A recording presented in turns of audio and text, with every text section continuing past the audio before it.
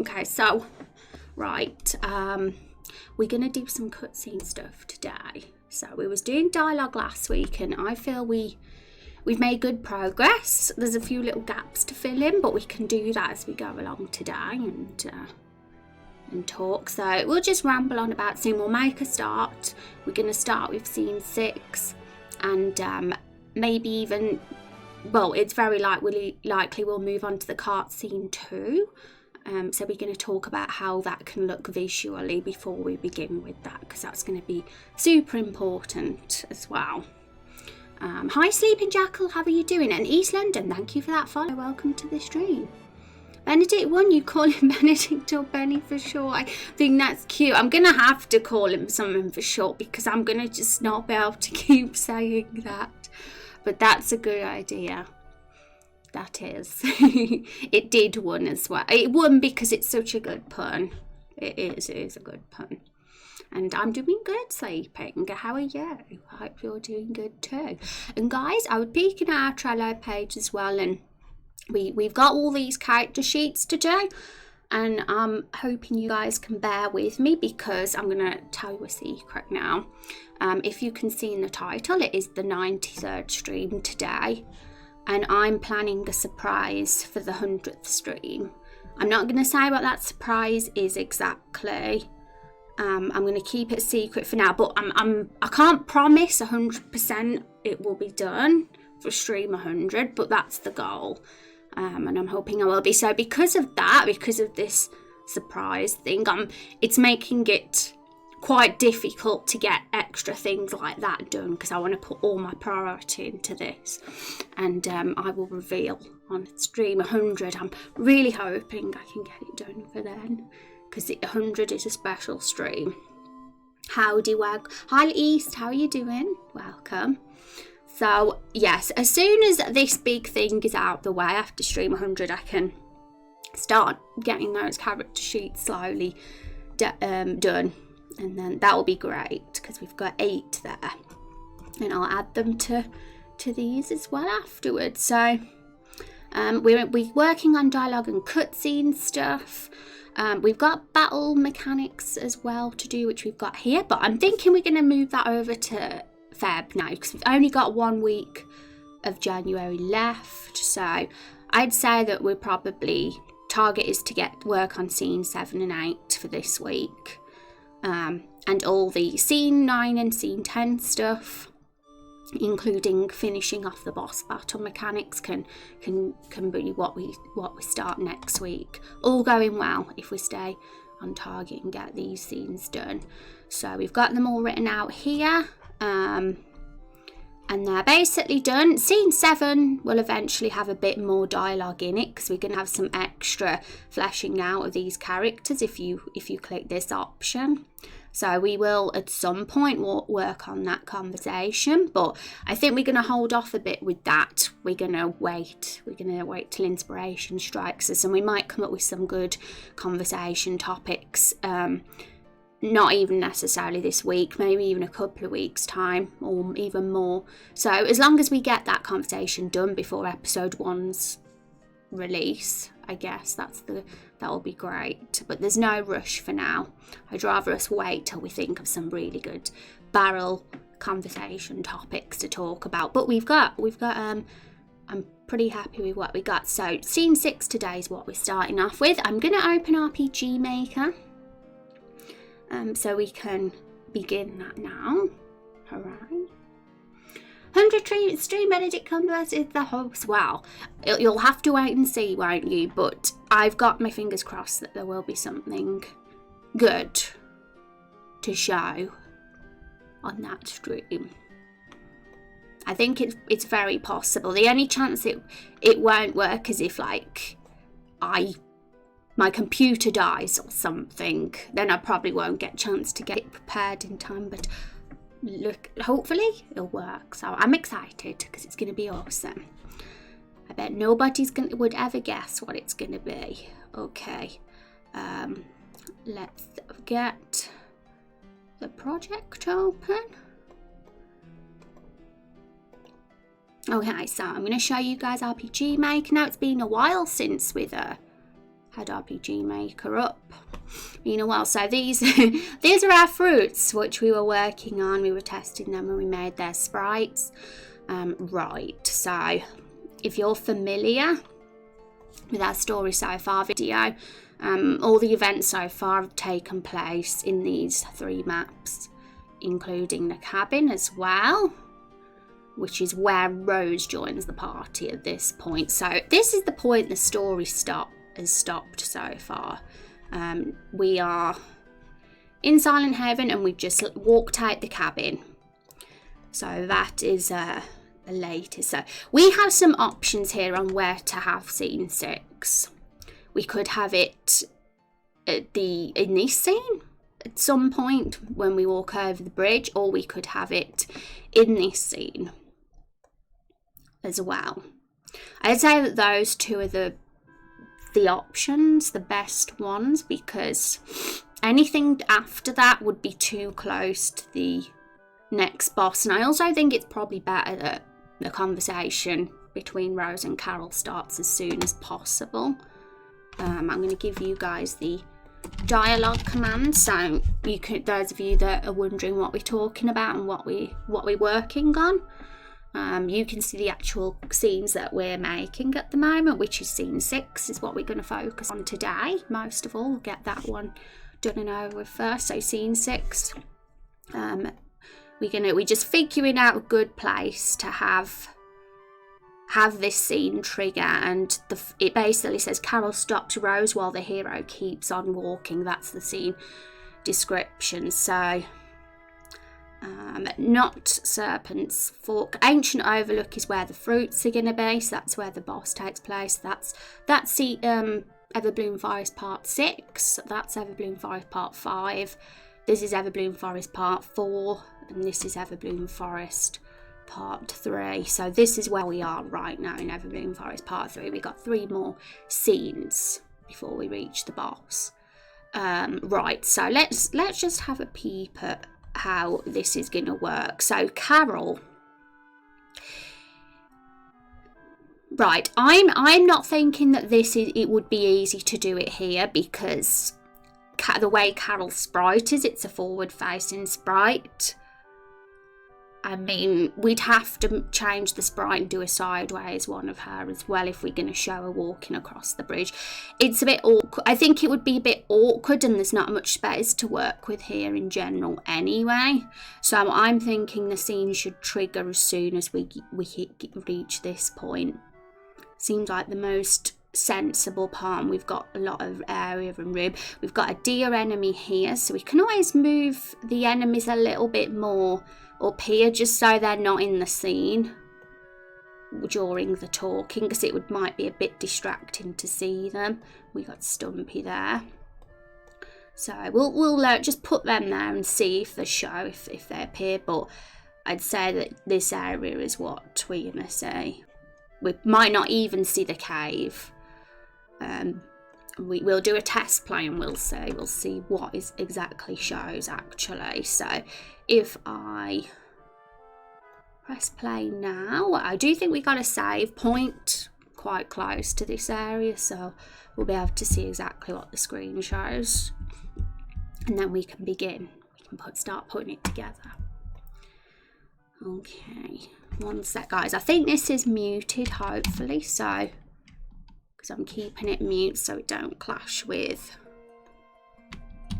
the bad background music that we've got up for now. But of course we'll add sound effects and music to the cutscenes, and at first that's kind of the last thing I'll be doing, so we don't need to have sound for now. Right, so which one are we on? Blessed Cascade. No, not Blessed Cascade. I want to be in Silent Haven, really. It'd be too long to walk. Okay, so I think I know why that is. It's because I'm messing about with that scene for the boss. Hang on, have we got a Silent Haven save point? I didn't even properly look. Is there a single square that the party will have to step on? A square where there's no chance of accidentally walking around? Well, if we was going to do it on the bridge, we could have done it that way because the bridge is a single square. So yeah, definitely. But because we're probably going to do it on this particular scene when we go on to the next map, which makes more sense because there's more room. And it'll probably look more natural when Carol appears as well. We can show them walking. Yeah, I'd say that because we can just use a parallel process or something as soon as the scene starts this way, so probably just easier. Okay, so we don't have a Silent Haven save point. Well, that's silly.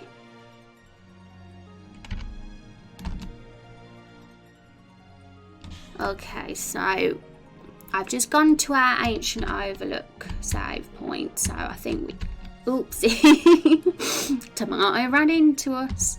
At the moment we've got loads of sprites around just because we was testing them to see how they looked, but they obviously won't look like that when we won't have all those fruits there when we did the actual scene. Okay. We need a custom loading screen, don't we?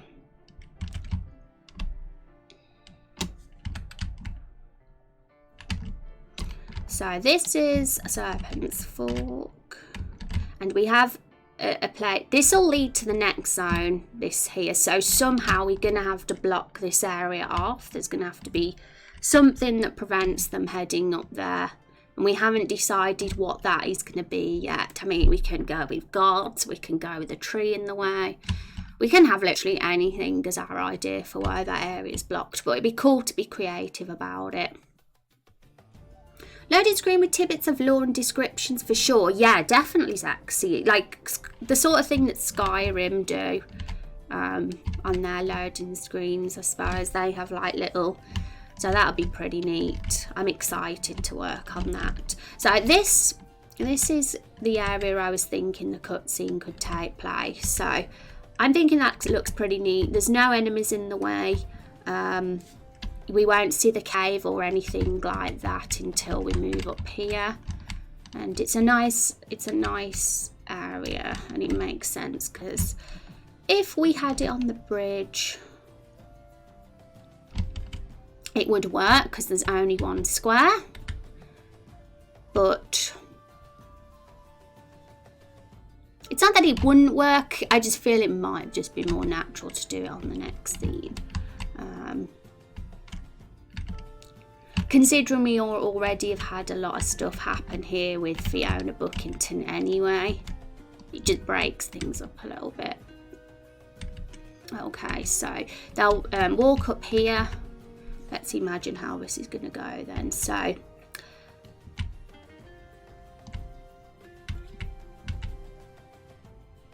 okay, the hero's going to walk ahead, so the hero could walk to somewhere here and back. The Baron and Rose can stay that way. Okay, so we've got these two trees that are in the centre. I'm just trying to remember the scene and exactly what is in the screen. Okay, cool. So let's do it.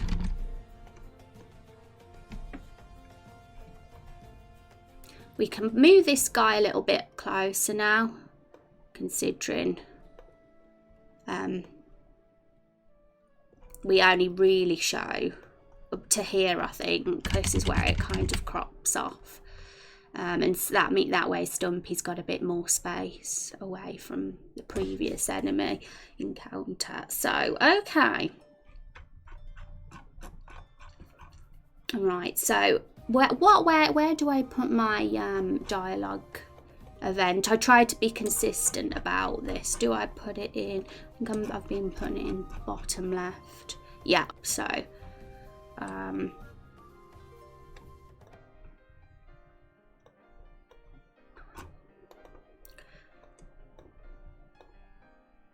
so if we have it on a parallel trigger, it will start immediately when they enter the scene. and then we can just use a switch or something to make sure that it's turned off for any other time that they enter this scene. Okay, so what is it? Let's remind ourselves what it says. Carol stopped Rose while the hero keeps on walking. Okay, so how many steps? 1, 2, 3, 4, 5, 6, 7, 8, 9. So 9 steps will take him there. Rose can take 1 step, and Carol. Yeah, this is going to be interesting. It's more the Carol bit that's going to be weird, because we still haven't worked on her walking animation, or there is no side view for Carol either. We've only got that front view one. So we might need to do some sprite work as well for her today, so we can get her looking very natural with the hero and Rose. She doesn't just appear. Okay, so now I'm going to remind myself how I start scenes, because it's been a while.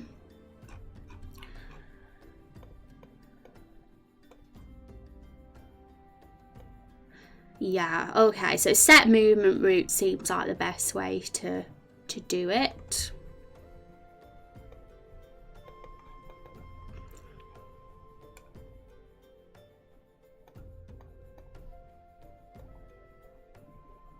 Thank you, No Dice, for the follow. Welcome. Having it more in the open, it's easy on the eyes. It definitely is. For sure. It just feels right to have the flashback happen here, I think. Well, you know, the bit before the flashback. Okay, so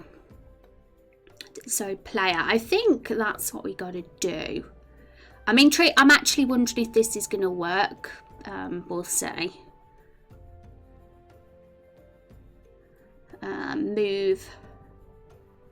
Move left. 1, 2, 3, 4, 5, 6, 7, 8, 9. We said 9, didn't we? So that's 10.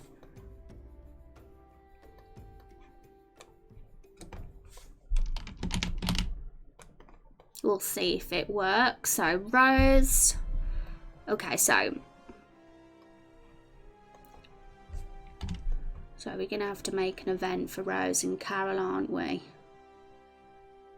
And we've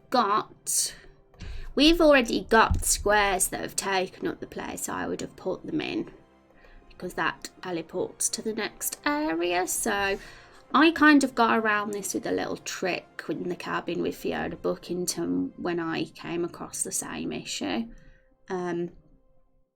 I make them here instead. So that's event 19 and event 20 for Carol.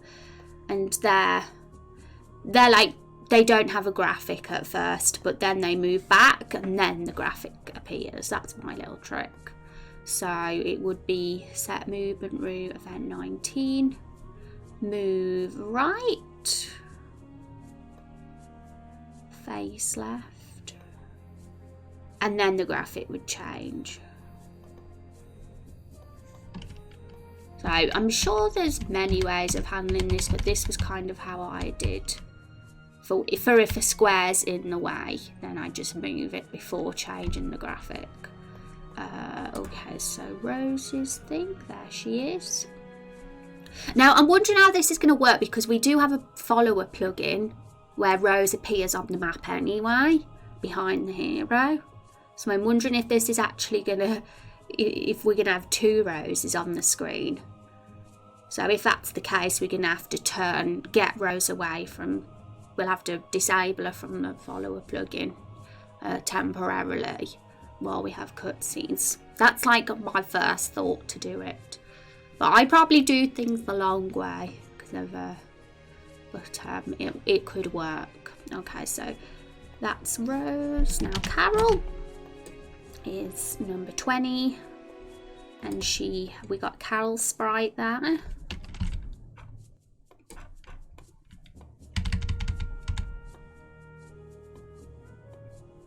Now at the moment I think I'm just using Carol's sprite from the tile set actually. But I do want to make a proper sprite sheet for Carol as well, especially because we got to get her walking animation and side animation perhaps, if we can get one looking decent. But where is the tiles?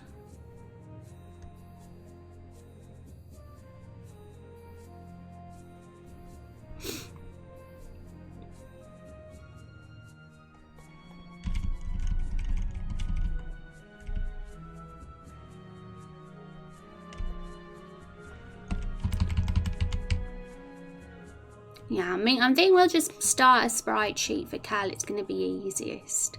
But I kind of want to see how her flat animation looks as well, but I can't seem to find the tile set. It must not work for this bit. Must not have the option to have the tiles. So yeah, we'll have to get her in a sprite sheet, but that's no problem at all. For now, we'll just delete that one and we'll test it with the hero and Rose, and then we'll start on Cal's sprite sheet, and it hopefully won't take too long. Okay, so I'm gonna have to save it because I've just realised I forgot to save it at Silent Haven, and it'll be a lot quicker for us when we do the test plays once we get it saved. So we'll go back to Ancient Overlook again. Hi Dragon, how are you doing? Welcome. Welcome to the stream. Hope you're having a good Monday. And Space Barry as well. Welcome guys. How are you doing? How's your weekend treated you? Oops. Also, we got a big tree guy here. And he looks a bit unnatural at the moment, obviously, because there's a tree in front of him that shouldn't be there. So we've got to fix that. But he's an enemy. He's Father Maple. Father Maple's a big enemy tree that we have to fight. Some of the transferring to the other screens are a little bit glitchy at the moment, so I'm going to get a better way of fixing those, and I'm not sure what's happened there. We'll go do it again. Yeah, there's a few little weird glitches with the transferring. I said that just before we had it, I predicted. Nice map, thank you, Dragon.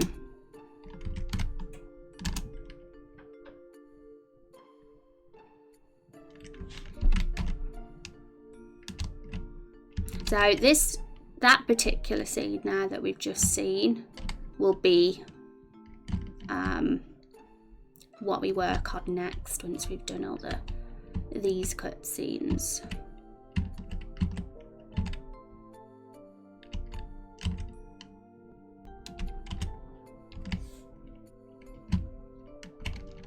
Okay, so for some reason, I know why it is. It's because we put that parallel trigger, that's why. Right guys, so because of that, unfortunately, I'm gonna have to just change it to action button for now.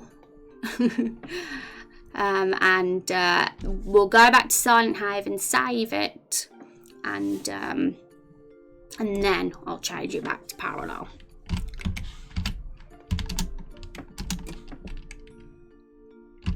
I did have a save point at that place, but I think I deleted it.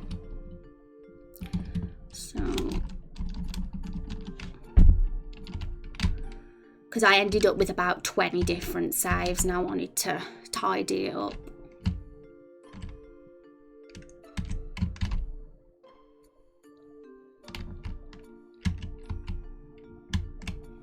I've got a more effective way of doing the seeing the screen transfer as well now, so it's gonna be a lot nicer then.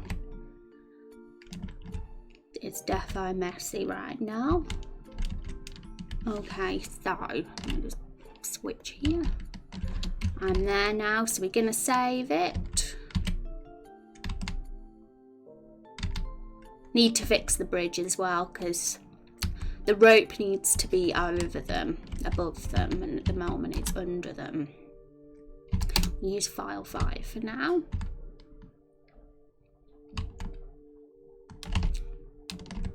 So yeah, oh, Fiona Bookington's still there. Need to have a switch to switch her off as well.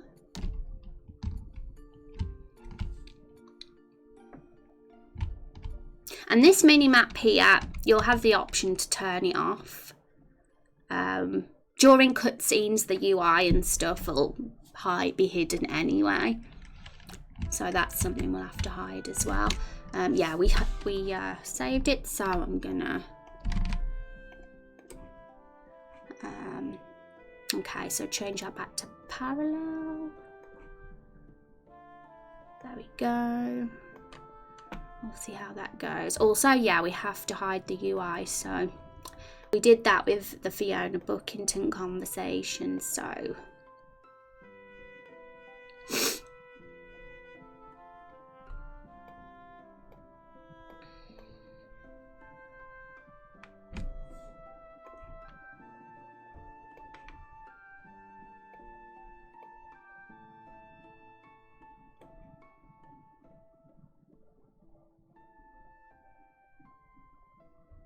So that one is hide active quest window, which we don't have on at the moment anyway.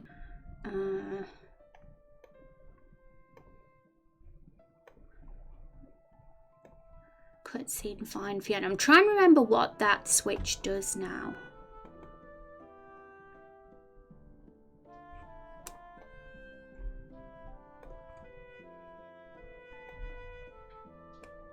I need to tidy up all my switches as well.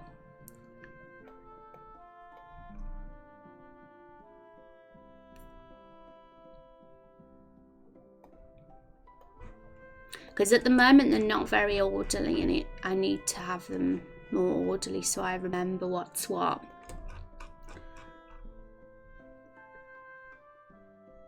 Right, I'm going to turn the mini map off, I think, for now, because this messy stuff I'm going to figure out off stream. I want to get the fun cutscene work done today rather than all the technical things.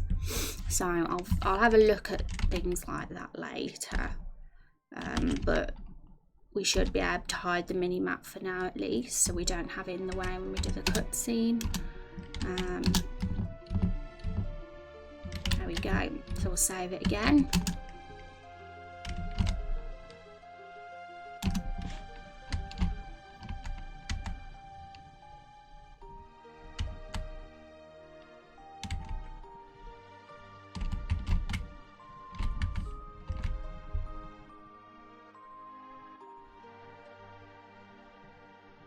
Okay, so it worked, the hero moved, but yeah, Rose is following him. So we're going to turn Rose off so she's not following him here at this point. And also, I'm sorry guys, you didn't see that because I forgot to show you the play test.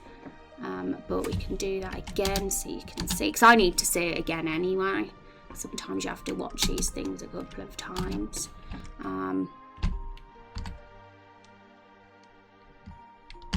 One day I'll have a stream deck. I can just press the button to change the screen then. Make life a lot easier. Okay, so yeah, the hero walks, as you can see, and that keeps repeating itself as well because it's a parallel process thing. So if we can get a switch there as well, that would be cool. So we'll get a switch there now. How did I do? Let me just check something.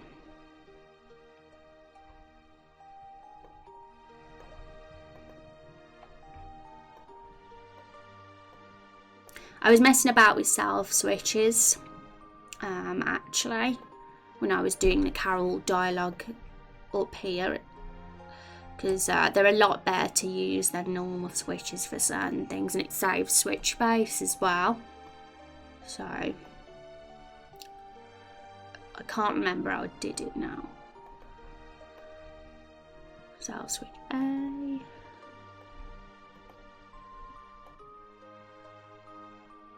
I used a script for some reason or another. I need to remember why that was there. But we'll do that afterwards. Okay, so Tallstone Mountain. Let's have a look at the follower plugin a sec. The cabin was when Rose joined the party, so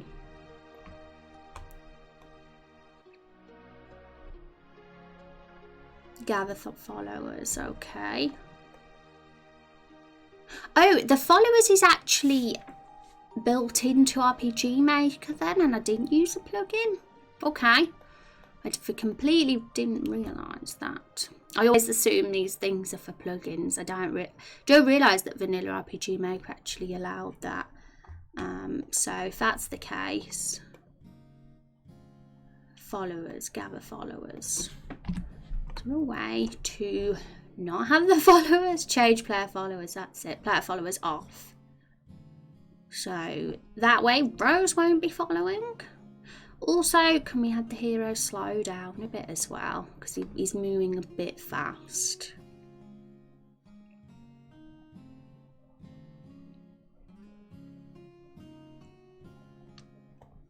Change speed slower. See how that looks. And as well, Rose's character appears late after, and that's because we've got the wait, so we'll get rid of that wait thing.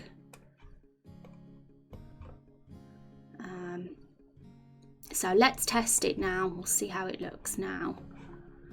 Hopefully the follower's gone. Something I do for events that only get ran is I create a second page that checks or a sell switch. When the switch is off, the page gets skipped and runs on the first page. Then I add to the event the first page, turn sell switch A on. So after the event is completed, once it doesn't show up on the map anymore, that could be a way to get rid of Fiona. But me, yeah, that's a good thing, because I only used to ever use normal switches, and I realised that was an awful idea, because we've only got a certain amount of switches, haven't we, in RPG Maker, and we want to save them for when we need them. And sell switches are something we can use that on certain things, and it'll save a lot of switch space. So I'm definitely going to use sell switches for those. But I've only just started learning sell switches because I was a silly and didn't use them before. So I'm still like trying to figure out how to get them to work. But I think I did with Carol the Barrel in that other scene. And I used a script for some reason. I completely forgot, don't know why I used that script now. There was a reason for it. I'm going to have to try and remember, because it was several weeks ago now when I did it. Hi Met, how you doing, and Liquid? I really like 2D RPG geology. Imagine if you could live somewhere with so many sheer cliff faces, ledges and conveniently placed caverns. Yeah, it's pretty. And hi Liquid, how are you getting? How are you guys doing today? Yeah, switches, they're very common mechanic in RPG Maker for like everything. Switches and variables are basically the things you'll be messing about a lot with. Okay, so fingers crossed. Let's see how it works. Okay, so the hero's not moving at all this time. I wonder what's screwed up there. Oh, little deer's getting in the way. He shouldn't be in the scene. He's distracting. So let's look. It was probably the change player followers that has screwed up with that, I'd say. But we need to turn that off so that Rose isn't... There's no double Rose in the scene. But let's just double check if that is the problem. I'll delete it for now and see. But yeah, if we do, I'm going to copy what Zexy said so I can actually read it properly after stream when I work on this. Oh, I already did.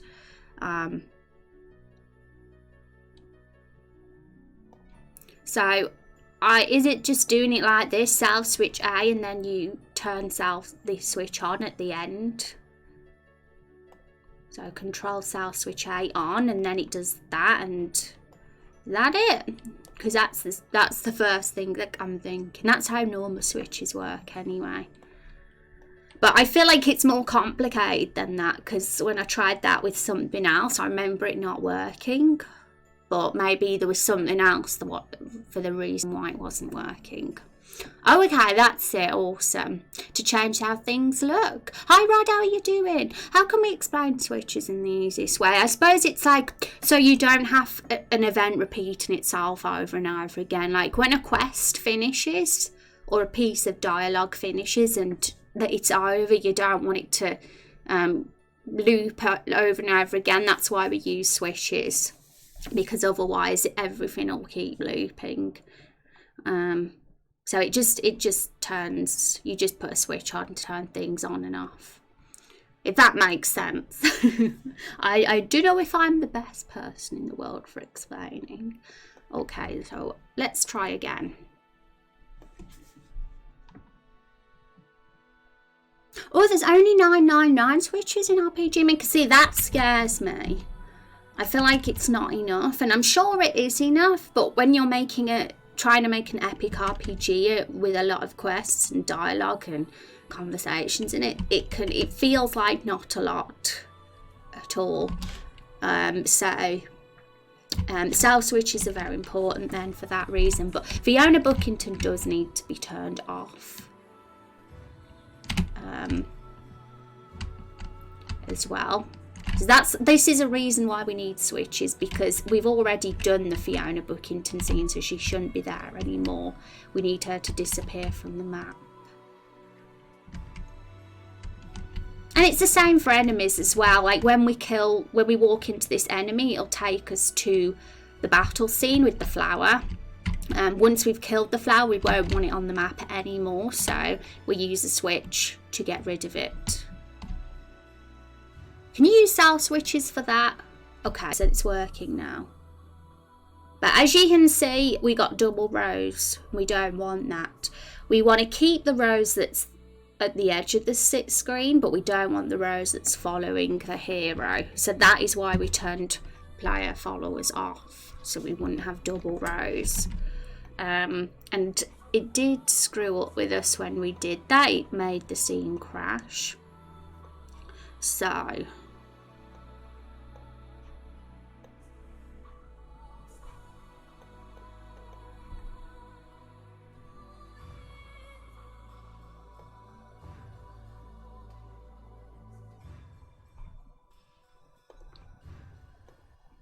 would it be better if no, we don't want to do it here. I was going to do it during the transfer player screen, because then it would fade in and fade out, so it might look better. But we'd have to obviously add a switch as well, so that when we come back here later, that it doesn't get rid of the player followers then. So just thinking of the best, most effective way to handle turning off the followers at this for cutscenes, because this will be handy for many cutscenes that we do. There'll be points where we've got the followers and we'll want to turn it off so we can place those followers on the map as actual sprites. So yeah. Hi Azriel, how are you doing today? It's good to see you. Staying warm. I need to stop in for a minute and say hello. Have you had a good weekend, Rod? And thank you for stopping in. Sounds similar to Flags. Oh, what is Flags? Is that for another engine? But Zexy's good at explaining things. Thank you, Zexy. You can have a different event turn. Yay. Can rely on an event more reliably than what? Can an event rely on more than one switch? Yeah, switches and flags are different names, the same thing, and it's a variable used to check the states and things of events. Also, hi Tootie, how are you doing today? It's good to see you. Hope you're doing wonderfully. So yes, guys, what we're doing today, I'll update you again. It says in the title, we're working on making a cutscene from the dialogue we was doing last week. We were coming up with some awesome dialogue last week in our little flow software, and now we're actually going to put those scenes together. So this is the time consuming bit, because we've got to make it look really good and awesome, and also sometimes come across some technical problems along the way, which is what we're facing at the moment, because we're trying to get the player followers to be gone, and I've not done this before. So this is something that's new to me, and I'm sure there's a way to do it. Also, let's move this guy up here so he doesn't walk into the scene. Right. So I'm going to try doing it this way, just for pure curiosity. So, player followers off during the screen transferring. But yeah, obviously we're going to want a switch for that as well. So it only happens during this scene part.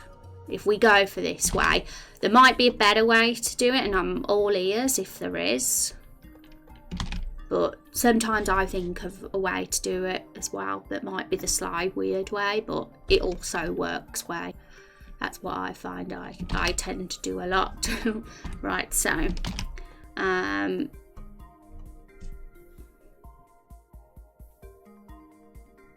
so let's see how that works. Did we turn it off? Let's remind ourselves. Yep.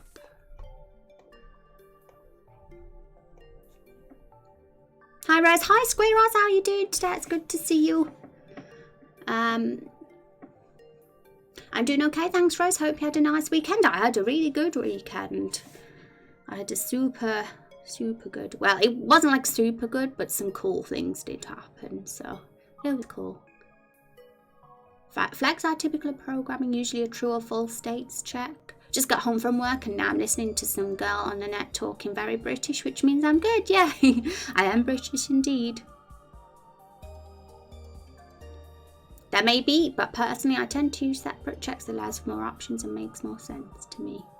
Yeah, everybody does things their way, and that's totally awesome. Everybody should do it the way they're comfortable with.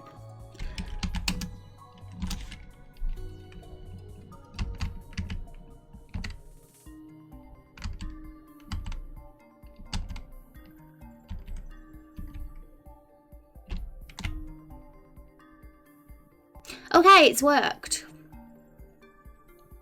So obviously we got to make Rose appear a bit later, or no, actually no. There's nothing wrong with how she appeared. It just looked very unnatural because she just, yeah, okay. So let's just think how we're going to do that. I'd say the hero looks decent. He's walking a bit slow though, so we'll change his speed to a bit faster than that, but we're going to make them walk naturally on the screen into the position. So hero,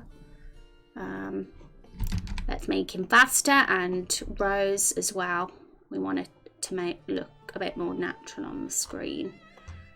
So at the moment we've got him as a speed of 3, so we'll change that to 4. Rose.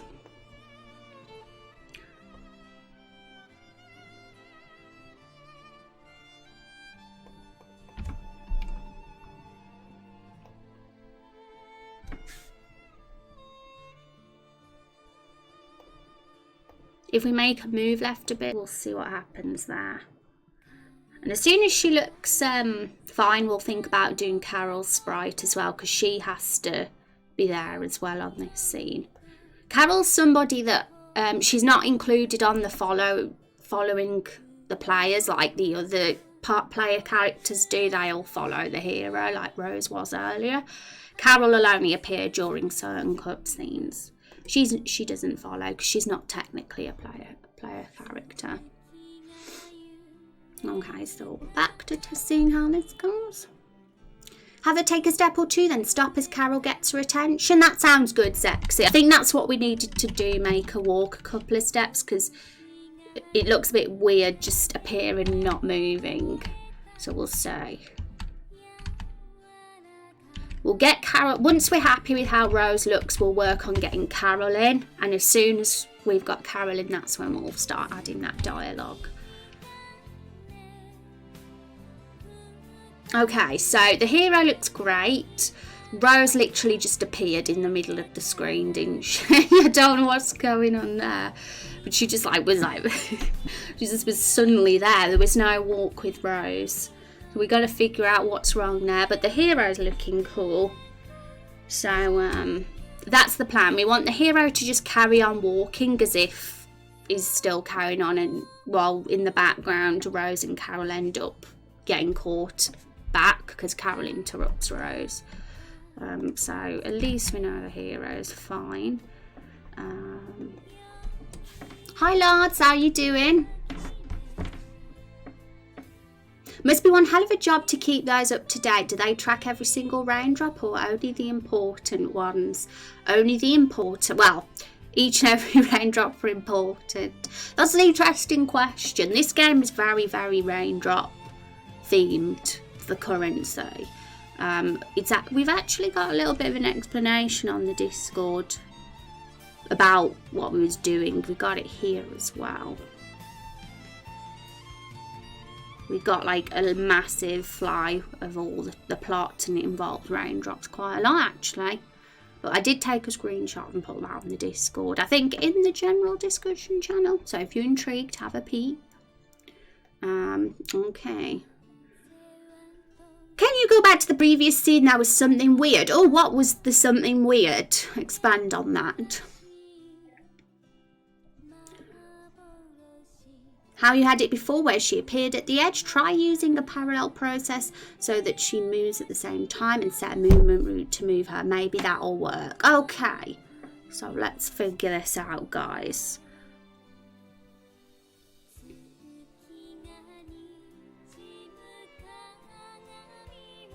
Okay, so we got her here. Event 19 is Rose.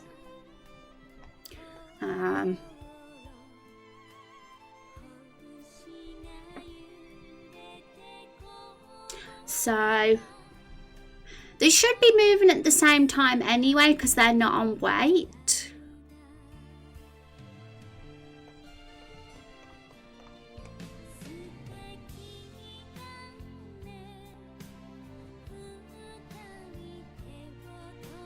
So I'm wondering, there's obviously a big flaw with doing it this way because she's just not walking properly. But I'm wondering, oh, I know. Duh. That's why it happened, because the image change was at the end after she moved. So that should work now. Let's see how that works. I think it's literally as simple as that. I think I saw some tiles fall black, not sure, that's why I wanted to check on it. Oh, okay, lads. Or we can look again. If something's wrong, then for sure point it out. We don't want bugs. But things are very messy at the moment in general around the area. There's a lot of things to tidy up, which I'll probably be working on alongside the Lakefall side quests as we do them. Because as soon as we've finished all this dialogue work, during this second main quest, we'll be going back to Lakefall and getting some side quests created, and it'll be an opportunity to go back into the Everbloom Forest to do some extra stuff, and it'll be a good time to test the game and see exactly what's buggy and stuff as well. Okay, so it seemed that things were working a bit better then. But we got to add Carol to the scene. And also Rose needs to stand properly because she's standing with her leg sticking out. So, but it seemed like it was working. I didn't spot any problems anyway. Let me know, guys, if there's something that was a bit weird. Sometimes you don't catch everything. One pair of eyes can't always catch everything. Only ever done one cutscene, and that was months ago. Well, we all learn as we do things. And it's no worries, Lexi. Feel free to give some any thoughts of fixing things. It's even if you're not super pro or anything, because you never know. And hi Emma, how are you doing? Welcome. That flower? Oh, what flower? There's probably a few glitches. I'm definitely sure of that, but it's things like that we can definitely work on during the testing phase, and also, don't worry, guys. But I'll keep an eye out now you've pointed it out, lads. Also, don't want to get too distracted from the task at hand. Okay, so Carol. Right, so let's get Photoshop up. We're going to have to make a sprite for Carol now, guys. Surprisingly, we haven't done that yet.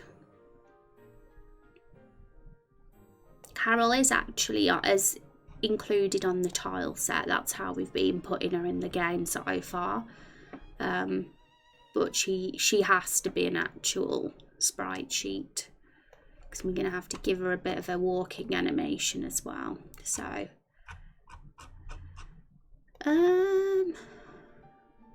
Carol, I'm going to get Photoshop open, guys.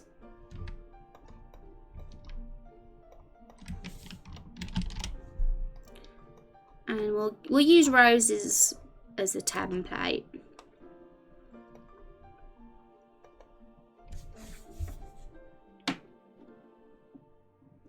I think Lads has seen the monster shadows. Oh, right.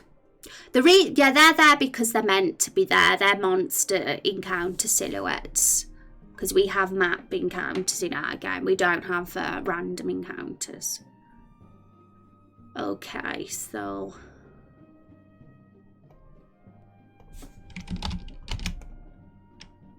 Figured it out. I'm proud of you. Thank you, Zaxi. Right, so one interesting thing is Carol's absolutely massive for some reason. I think that is because I'm using the image we imported into Draw. So there's another one somewhere.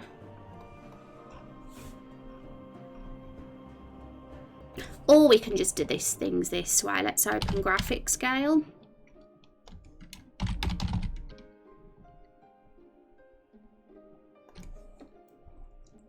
Right.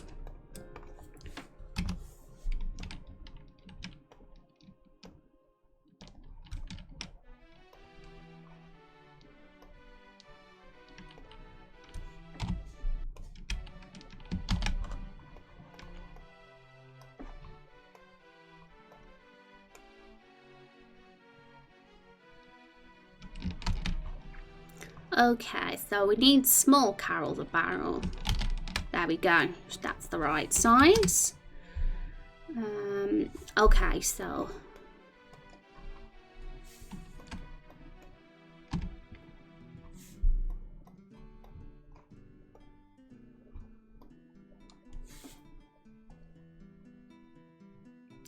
this is front-facing Carol.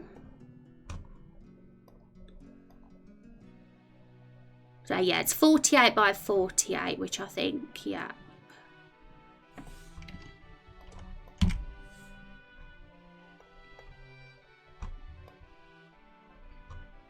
So the idea was for Carol's walking animation was to make her have a little hop, a little hopper, a little jump sort of thing. So, right, this is interesting.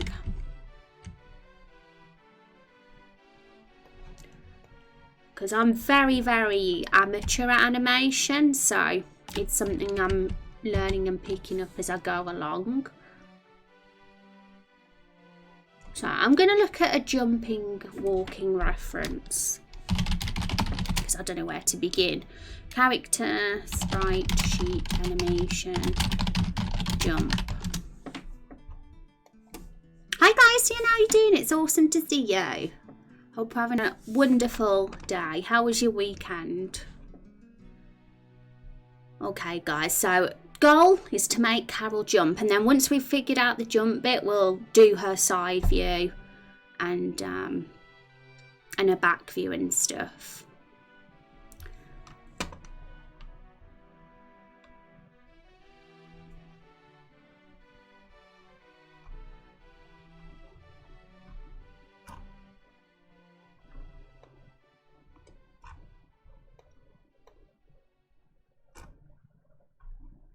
Maybe literally that's all we need to do, like just have her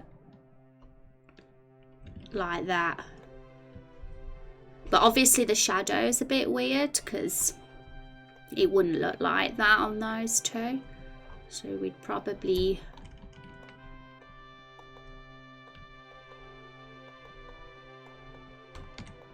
have to move it.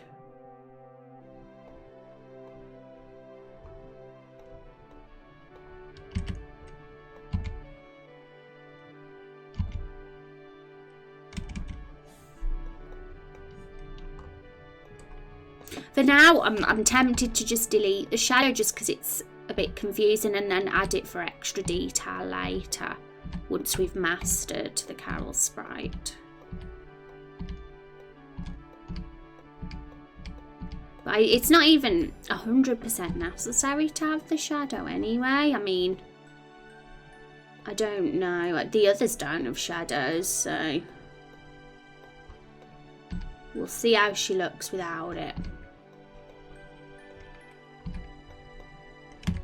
But yeah, I'd say it's pretty necessary to at least get her a few different like views, and definitely a walk-in brights, just so she looks more natural in scenes, because otherwise she's gonna look very wooden, even though she is wooden. Probably a good idea. Okay, so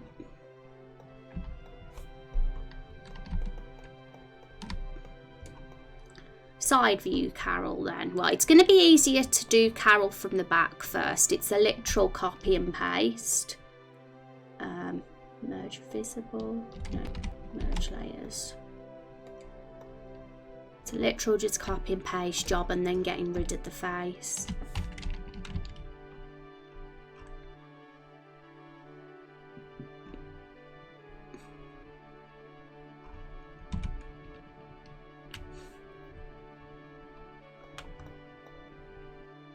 Okay, I think we've got a plain barrel somewhere, so I'm going to need that.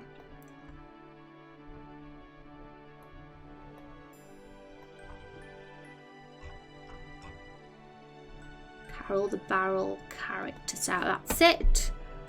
So copy and paste that. We got another blooming shadow again. Delete. You just woke up. I hope you had a good sleep.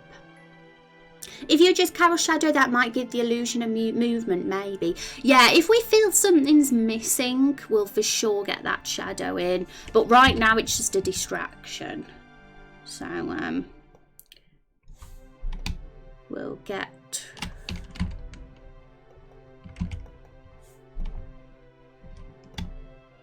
So Carol would basically look like that from behind, just because she won't have a face. That's Carol's butt, everybody.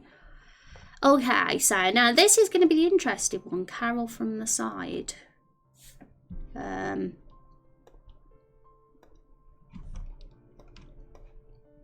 So let's copy these ones.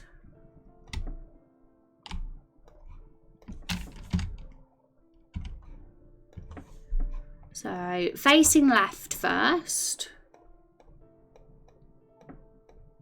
And we can literally just copy and paste it for facing right. And we'll do the same thing for the other guys, the other barrel companions as well, once we know how we've done it with Carol. Okay, so I'm feeling she's a barrel. She's symmetrical. She's going to look the same. Also, I've just realised something. This bit will be facing the top, won't it? So we need to kind of, I only just realised that. Need to grab this circle. Let's get the tolerance up a bit. Oops, haven't there. Yeah, if we can grab more of it, that'll be easier.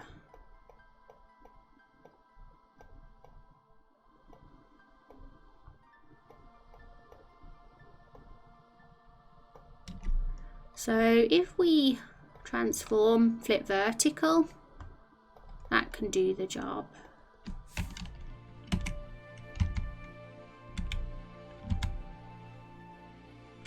Though it's not 100% symmetrical, as you can see, so we'll just have to fill in some extra pixels. But yeah, realistically, obviously this little bit here, I'm assuming that's where the barrel gets opened up. That will be facing that way when Carol turns around.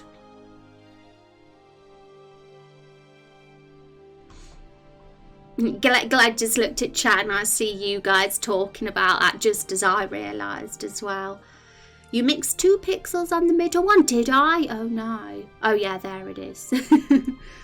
I see it, well spotted. We'll fix that. New to the channel, project you're working on seems very cool. Hi Curly Fries, welcome. Thank you very much. That makes me happy. If you've got any questions, I'll be happy to answer, Curly. Rose always figures out what we try to tell her before we do what we say. That's why we love her stream. It's funny. It's true. Sometimes I get a delayed realisation to things, and then I'm like, oh yeah, there's that. And then I realise you guys have said it too. Thank you for the commands as well. I appreciate that, Sexy. The side circle will be harder though. Yeah, I'm scared. I'm scared about doing the side view already. But we'll pull it off. We'll do it, guys. I mean, look at all the assets we managed to do earlier this month. All those barrel companions and the fruits. We've done it well asset-wise this month. Okay. So let's fill in these. I'm going to just put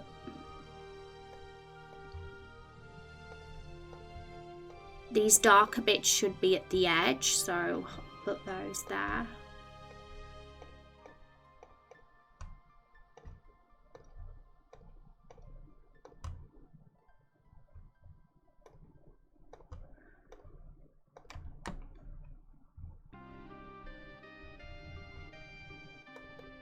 So I think that's it.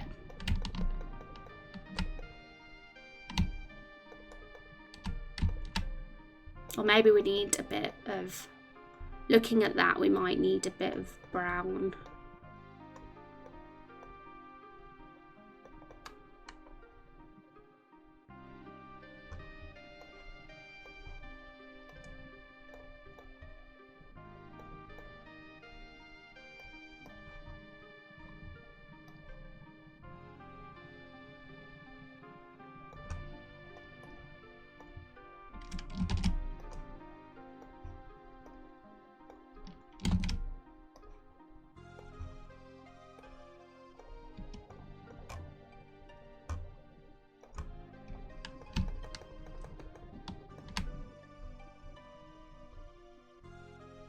Yeah, I think that's not too bad, so we'll just get that copied over and then get working on the side ones.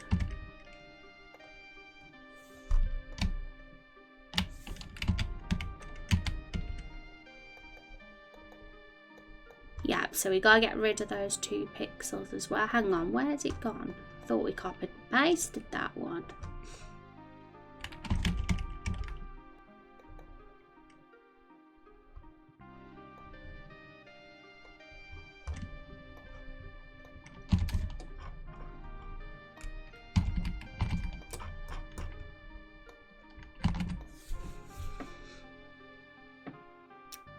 Are you a programmer in game development? I'm trying to get into game development, currently and studying app development. I'm not a programmer.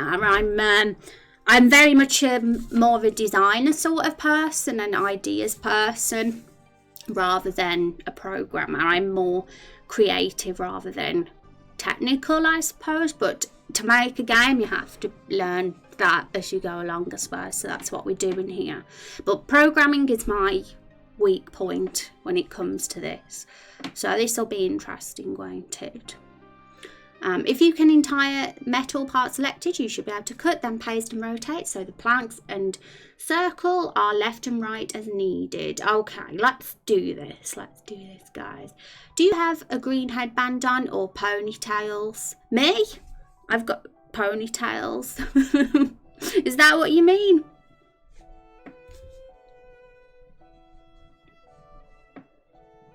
Okay, so, but yes, when it comes to game development, it's a really interesting thing to do because there's so much different skills required and no human can do them all.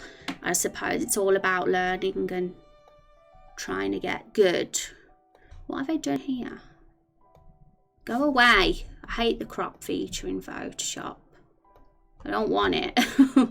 How did that even happen? Go away. There we go. Bye. Cancel. Thank you. There we go. So let's do this. saw the space in between and thought you were being green screened, did you? Yeah, I'm kind of obsessed with this hairstyle lately for some reason. So okay, so how did Zexy sound?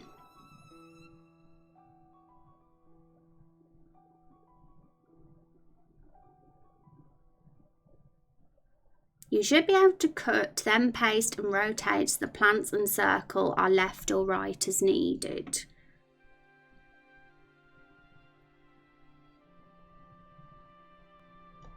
So I'm trying to figure out what you mean. I'm not very good when it comes to understanding descriptions, but I think you meant if you get the entire metal part as well and paste that and rotate it.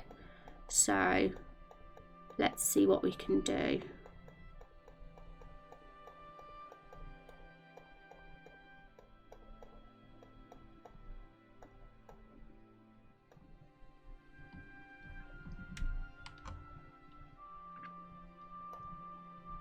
But yeah, it's gonna be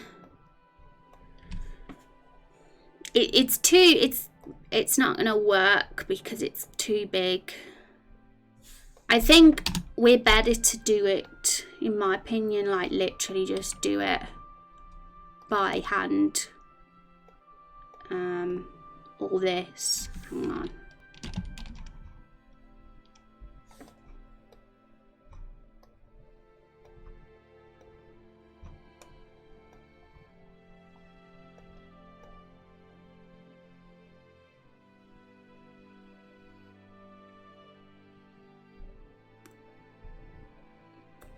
I'm just literally I'm thinking of just drawing it on and getting it as close as possible to how it looks. So I'm going to make an extra layer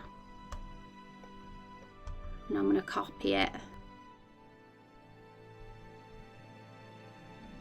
And then I'll delete that afterwards.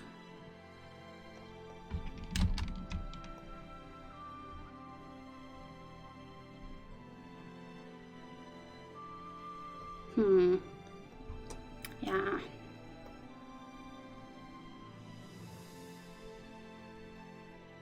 How many pixels wide is this? It's 11. So it's going to be a bit, because it's on its side, it's going to look a bit narrower anyway.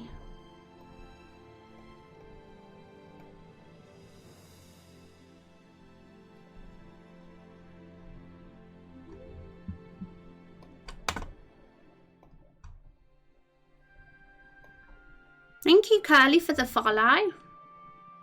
Appreciate that. So 3, 2.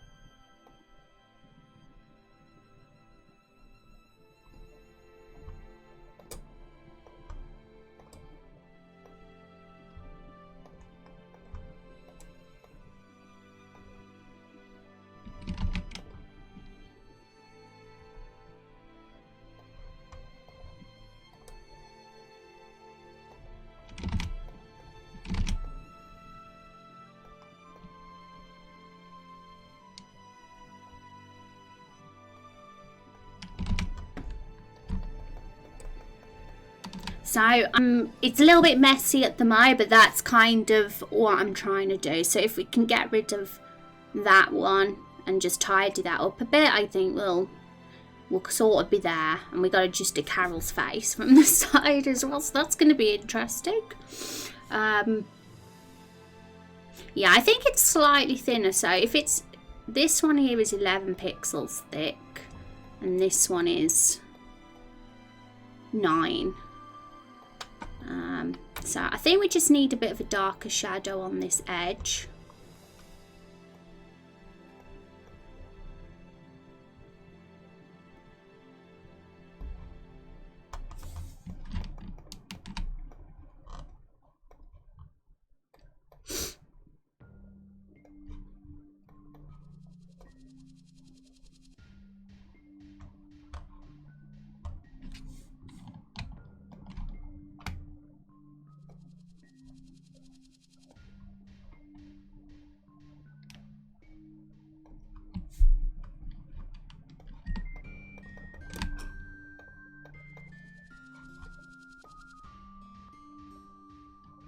Okay, so we can't just copy and paste this one here to get rid of it from there, because that won't work. It'll look different because it was flipped. So we could all do it like this.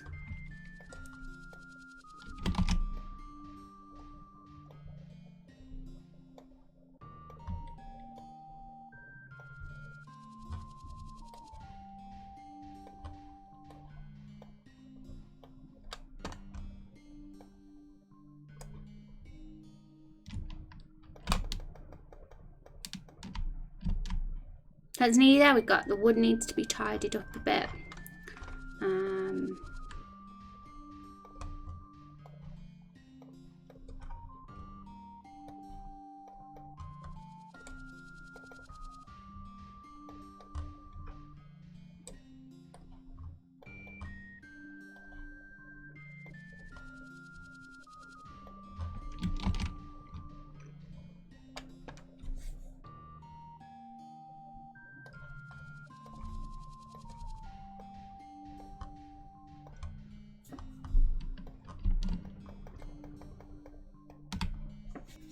But that don't look too bad, I guess. We've managed. Really interested in this project? Yay! Well, I might as well tell you all, because I said stream 100. I was saying earlier on that I'm planning something for stream 100, because we're nearly on that now. We're on stream 93.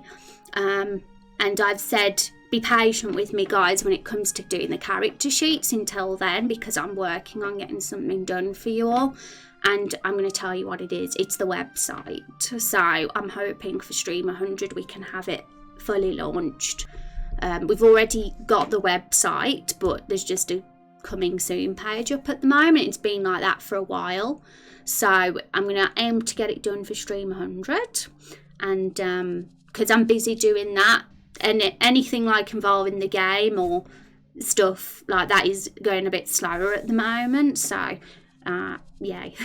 Yay. Good to set yourself goals. Yay. So basically the website's going to show off the project even more, and everything that, obviously when new people come in and people who seem super interested in the project, will give them the website to look at. And I think that will be even more awesome than what we've got on our command currently. It'll just show it off even more. So yay, excited for that. And stream 100 is going to be the 6th of February, I think. So it's not this Thursday, it's next Thursday. So exciting times. But will the barrel be a playable character? The barrel is not a playable character, but they are a companion of you. They're very, very important to the plot, and they're a big character, and they are romanceable as well. So they will be a romanceable character, funnily enough. Humans and barrels can be together, nothing wrong with that. Till then, there is, of course, lots of ways to interact and support Rose. Yay! Companion, awesome. But welcome that noob, how are you doing? And thank you for the command. Yeah, we got the Discord as well. Because at the moment, all we've got is to show off the project to the actual streams and VODs. And the Twitter, the Discord, a few Google Docs that we've got put together, the FAQ page. And we want something really cool to show off. And I think the website will be perfect for that. So I'm really excited. I think you guys deserve to see something awesome. We need to show off this wonderful thing even more. We're brought out by EA. I'll be like, no, sorry EA. There will be a barrel race DLC. Imagine. Okay, so let's get this done. So we should be able to just copy this and put it on the other ones.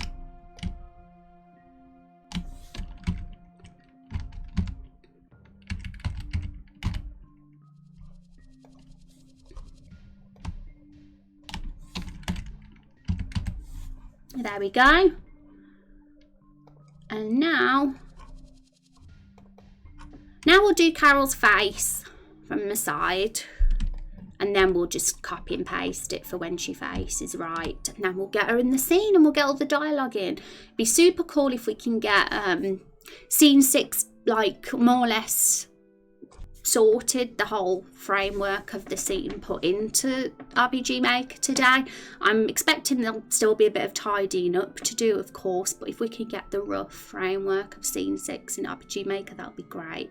And I would even like to discuss the cart scene and how that can look visually as well, because that'll be what we do tomorrow. That'll be fun, get the cart scene done.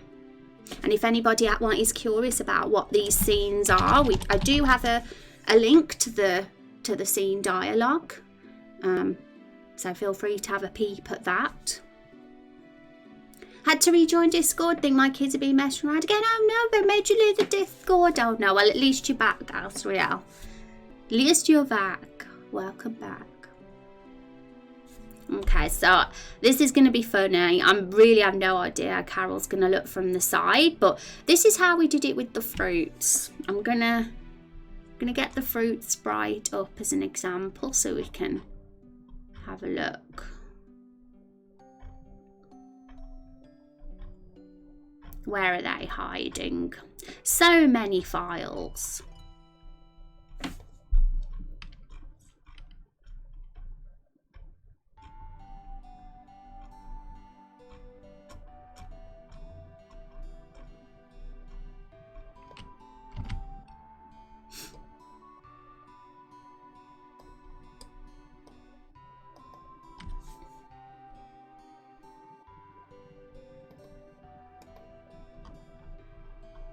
Okay, so I'm going to open Blueberry because Blueberry is our favourite one. Well, my favourite one. Not everybody's favourite one, but mine. So we got to just do the one eye and half of the mouth, and anything like cheeks and that all would go somewhere more towards the centre. And obviously we got to just make sure it's aligned in the right place too, but it shouldn't be too tricky. It's just a copy and paste job really. So the eye we'd need for facing left would be this one, I think. And I don't think Carol's cheeks would be in the centre because they're more closer to her eye. So let's get rid of all this background now because we don't want that. I think this is the eye. Correct me if it's the other eye we need, but I think it's this one.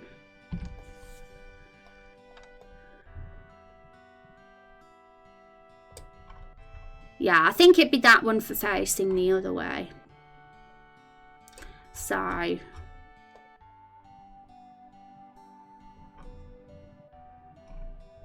okay, something feels a bit off with this. Let me figure out what's going on.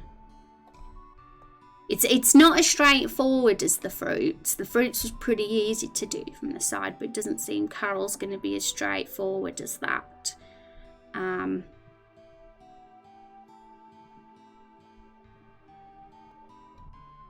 It's because of the brow line. The brow line perfectly shapes the metal ring on that, but it doesn't here. That's what the problem is. This game has dialogue preposterous. Who'd have thought? Is this going to turn to Nightmare Fuel High Binary?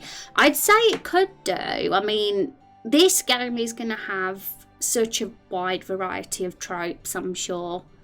It's going to be crazy, but awesome crazy. What would be Nightmare Fuel for you, Binary, that would happen in this game? Carol dying? Carol getting broken in pieces? That would be Nightmare Fuel for me. And Blueberry dying as well would be, but that is going to happen. Well, it can, so... It's the night lines changing directions. They should be up and down. Okay. Hang on, which...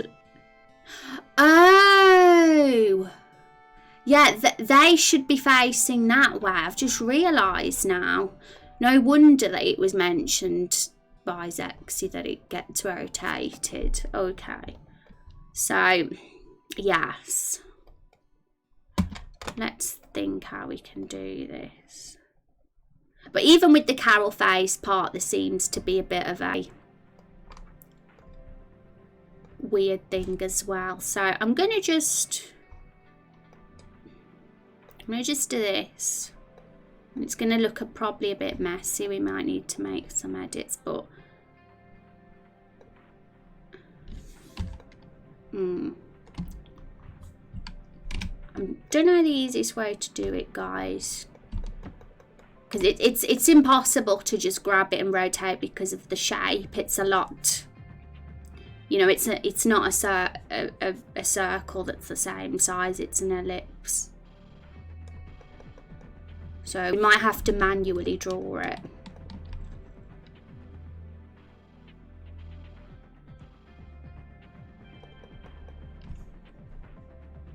She's fussy.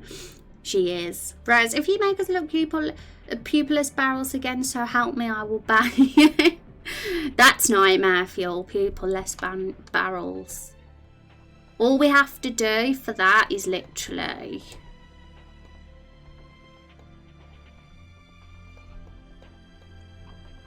nightmare fuel. Yeah, it is. Like, that is exactly what. Yeah, I'm not a pixel artist, but wouldn't the last 3 pixel columns be enough for the side face? The last 3? What do you mean by the last 3 pixel columns? That's reported. If you give her a side-on nose, that'll make it nightmare fuel. We'll get her back to normal now, guys. I don't want to frighten you. How are barrels without pupils weird? They look scary. I suppose it's kind of a dead face as well. Something you'd imagine in a horror game. I don't think they're scary, but Zexy does. Possessed Carol face, yeah. Let's hope that never happens in the game. Okay, folks, so this is going to be a bit tricky. But 1, 2, 3. So there's 3 lines. This is really interesting.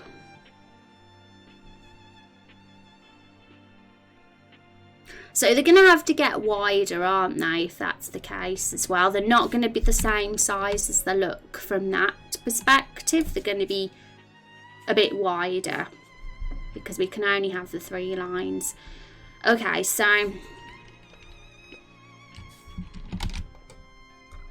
one of those lines is literally very attached to that part as well.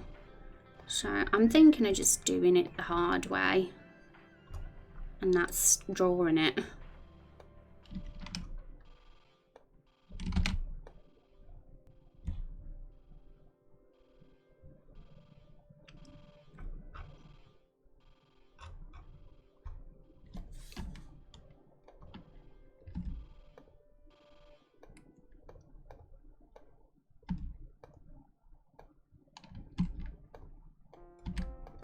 Sometimes it's easier to just do it from scratch.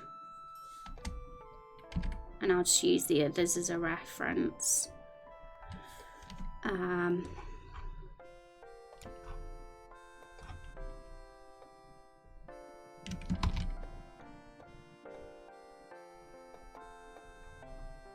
So yeah, one's got to be there, and then really they've got to just be centered. That's centered, isn't it? Right in the middle of the barrel. So if that's the case, it would be about here. And then the other one, well, how many pixels do we have here? 7.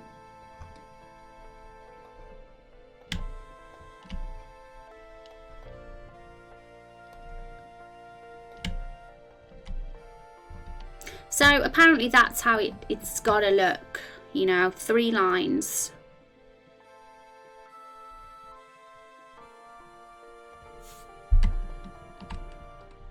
What do you reckon, guys? Because it would make sense that they've got to be a bit wider. Let's read chat. It was a lot scary, but those weren't the map sprites, they were actual artwork assets. Oh yeah, the face set ones. They were horrifying, Zexy, weren't they?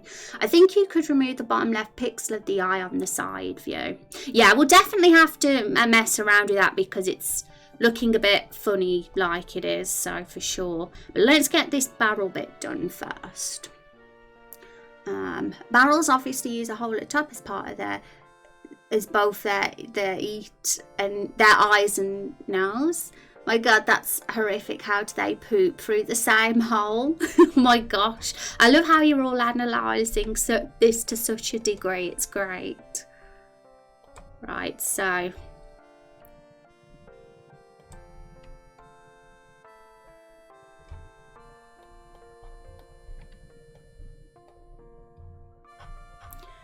right, so we just need to add the bits of detail, I guess. If we can copy this barrel how it looks art-wise, then that's the goal, so.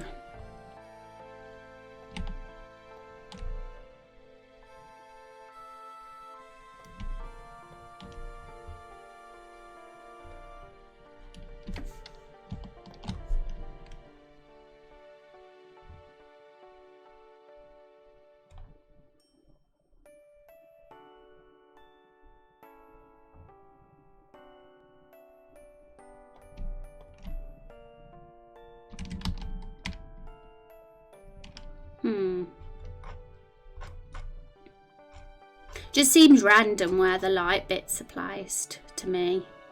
So I don't think it matters too much. Correct me if I'm wrong though. Okay.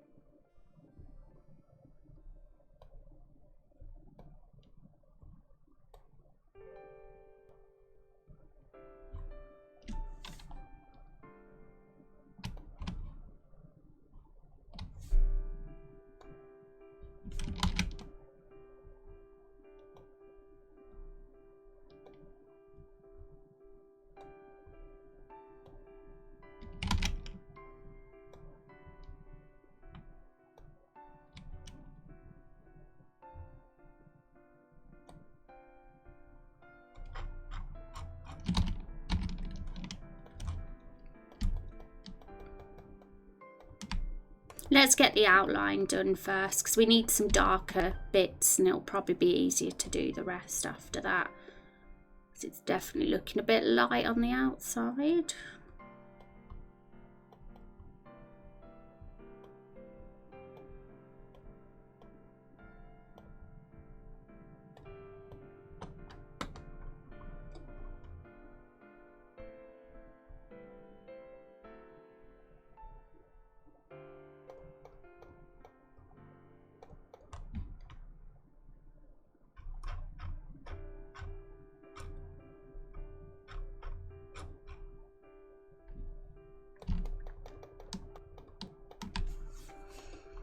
It's definitely a tricky one doing it from scratch and to get it looking the same, but we'll do it, guys. Let's make sure we can do it.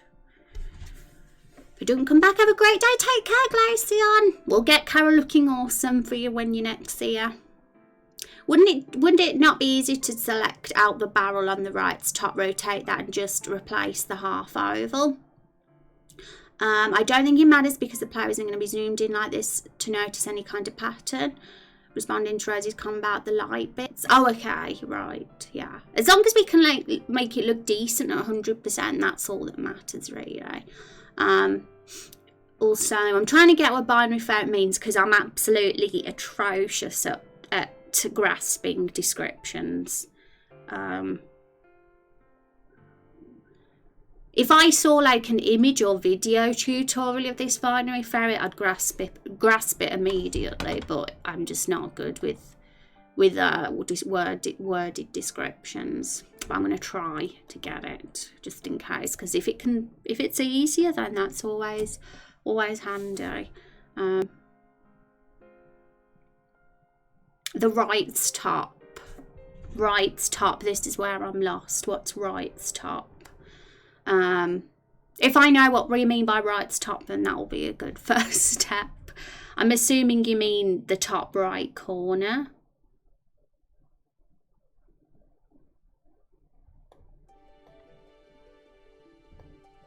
Try and explain better. The barrel on the right, its top is in the bit you are drawing. Select around that, rotate and just redraw the half oval. I don't know. I mean, I get that you mean grab certain bits from of the other barrels, but I'm not sure which bits you specifically mean. Only because I'm terrible. It's not your fault, Binary. It's mine. I'm not good at this sort of thing. But I can try and attempt doing something like that.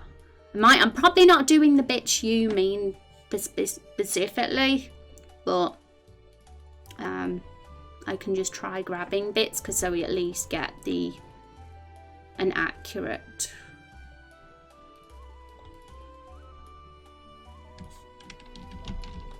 Because I suppose if I do something like this and just rotate it, we're at least getting the right shading.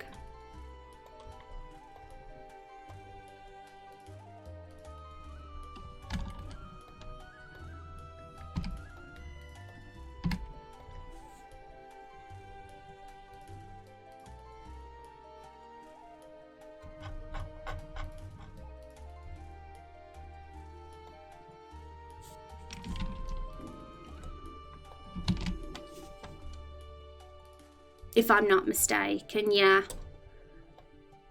Yeah, I'm sure it's frustrating, guys, watching me when you know there's an easier way. I'm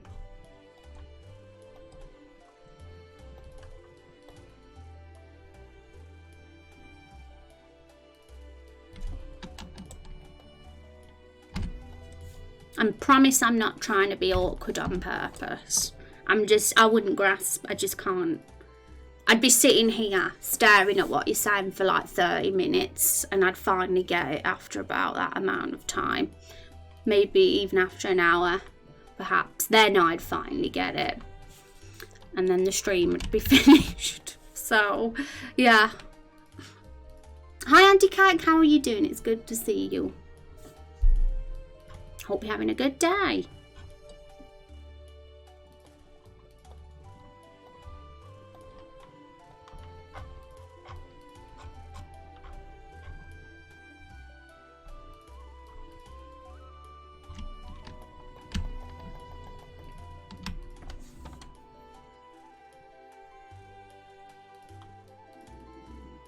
Wow, doing Carol from the side is so hard. Like, I can't even, just looking at that don't look right to me.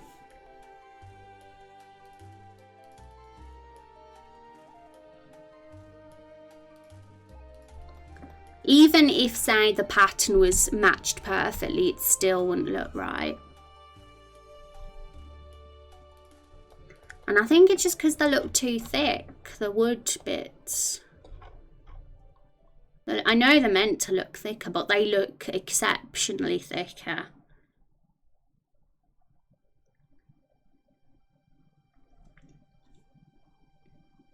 Monday's almost gone. Boo Monday. Monday's cool because I'm streaming on Monday. But even aside from this part, doing the face feels like it would be a nightmare too. So, you know, I'm not even kidding now, guys, but I'm thinking of scrapping side view Carol.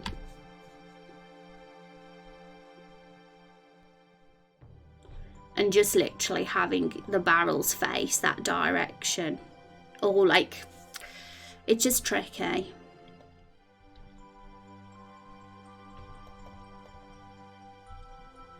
I'm just not sure it's going to be pulled off. I can't imagine it looking good right now. Not on the side view anyway. I'm happy with the front view, that's fine.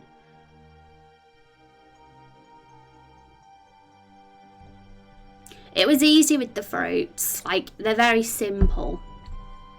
But this is a different story. Carol never looks behind, she always looks forwards. Be like Carol, be brave. Yeah. It's, I mean, the only drawback of only having a front view sprite is obviously we're very more limited with cutscenes, what we can potentially create and do, with, especially with the positioning of the characters. But if we're just smart about it, then we can make it work, I guess.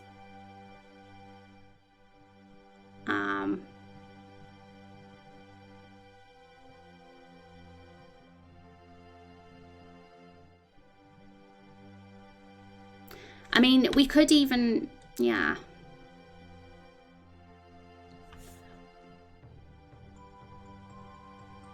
Carol's face could, sometimes her face doesn't even have to show.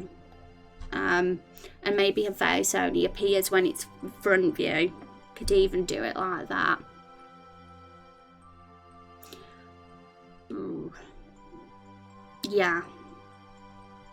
Interesting. Because we also have to do a rolling Carol sprite at some point too. So I'm gonna be messing around with Carol a lot anyway during this cutscene creation. We got to get her basically facing, being rotated. So I'm gonna probably we'll be messing about with that tomorrow. Hi True Baldy, how you doing? And hi Neffel as well. It's good to see you both. Hope you have a good day. Blueberry. You love Blueberry, really. At least back view is easy. Yeah, it is. I mean, we can have a face in the back sometimes. That's no issue. It's just that side. It's surprisingly weird how tricky it is. And I'm sure there's no... Because this is an asset that already exists. And I don't think anybody's done a side view of it.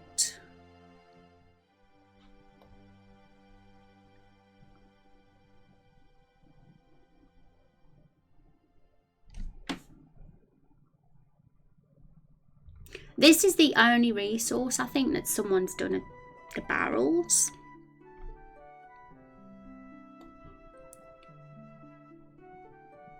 Okay, so we've got...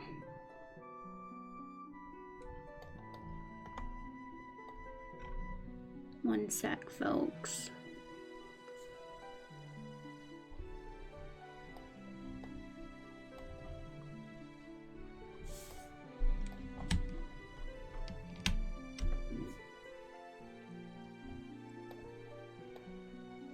So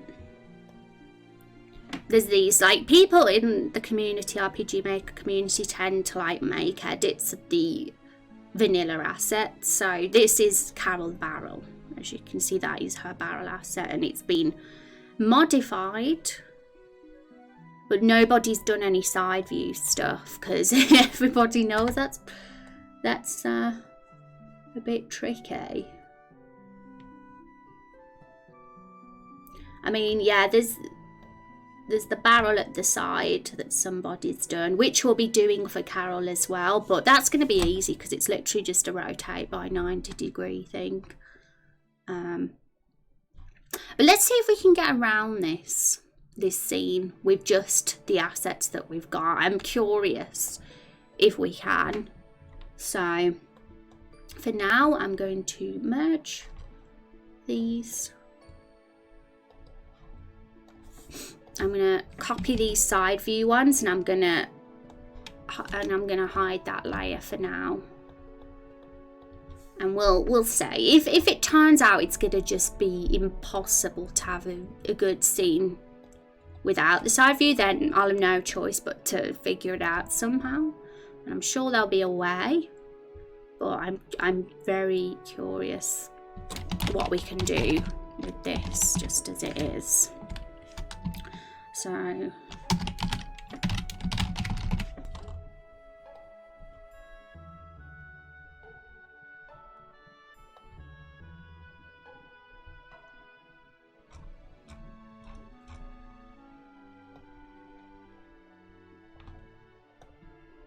I've saved this in the RPG Maker sprite character folder.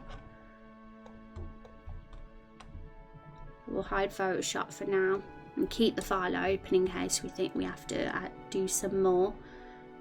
So there's our parallel process thing.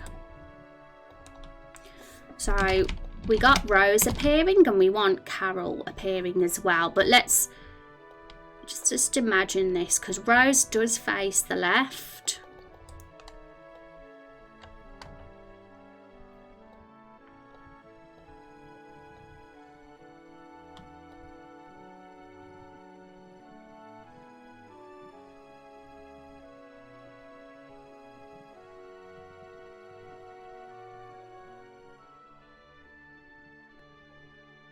Yeah, it's going to be interesting. It might end up being, we might end up needing that side view if we want to be more creative and flexible with Carol as a character, so she's just not rooted on the spot, because it might just look unnatural.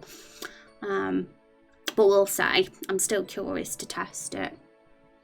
I feel like I only want to resort to doing the side view if I've got no other choice. But we might. I mean, I'm not saying no, because we might have to. Especially with how we have some of the scenes.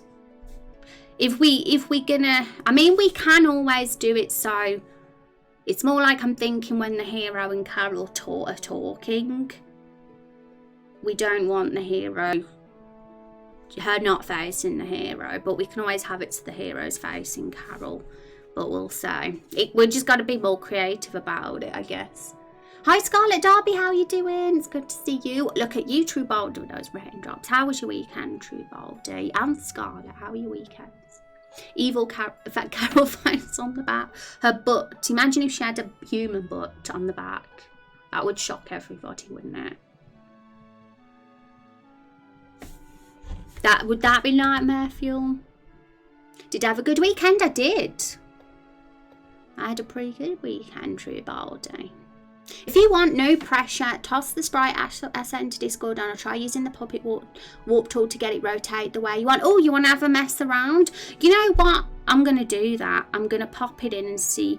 I mean, I'm not against you guys having a play around if you'd like to. So let's go in the Discord just quickly.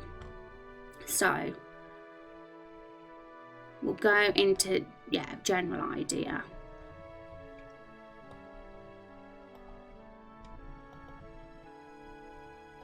Upload.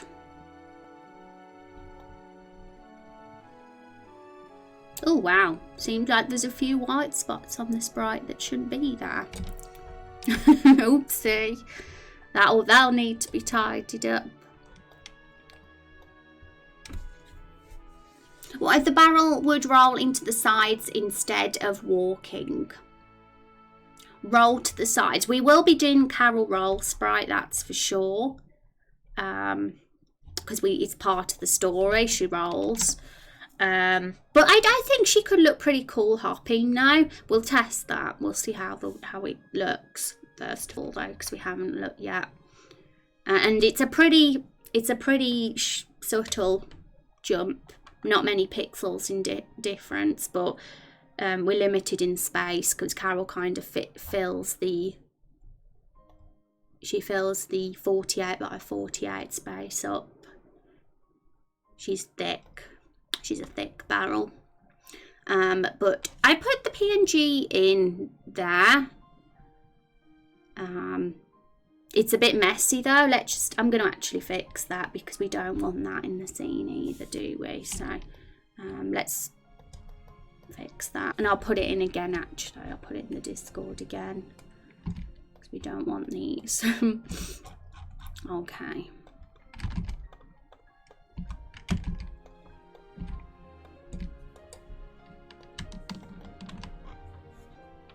And if you want one with Carol without the face as well, I can do that. It's not a problem. And one with the face separate.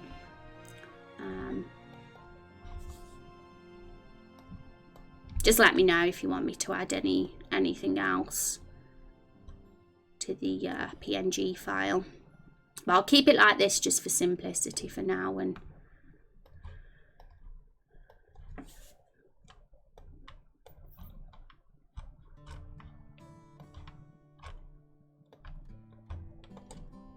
Okay, so I'm saving it again. And I'm going to put it into the Discord again. And now it shouldn't have the white marks on it. Okay, so for some reason Discord, I don't know if you guys have noticed before, but you have to refresh Discord when you upload a second image for some reason. So there we go.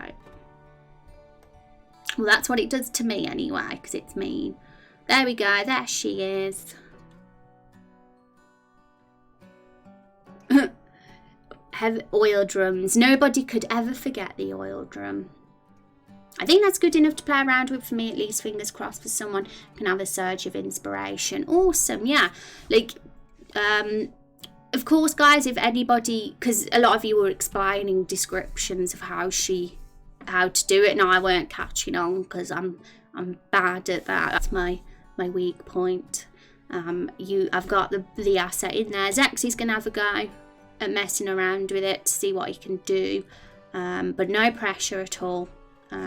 We'll do this. We'll figure it out somehow.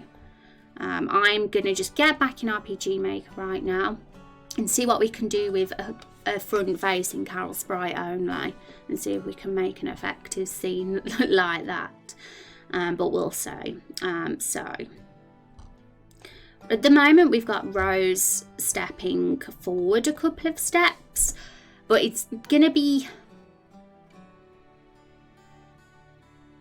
we can always, like, the simplest way for me to think of how we can do it is have a barrel asset without the face. As well. So I did actually flatten the layers, so one sec. We'll hide the face. So copy that. I'm just gonna get Photoshop up so you can see what I'm doing, guys. Go away, Blueberry. How dare I tell Blueberry to go away?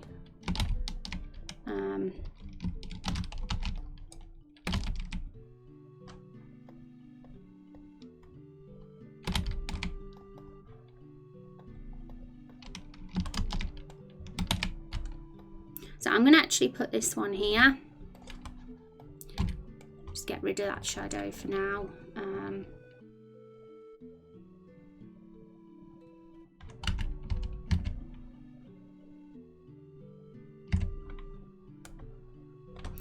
So I'm doing the same asset again, but it won't have Carol's face. This one won't. Also, I've just realised something. I haven't even aligned the Carol assets, so we'll have to fix that too. Noob mistake.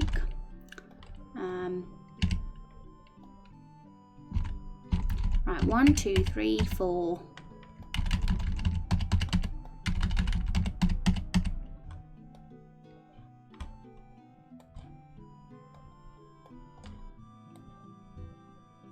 So that one's fine. I think this one needs, this middle one needs 2.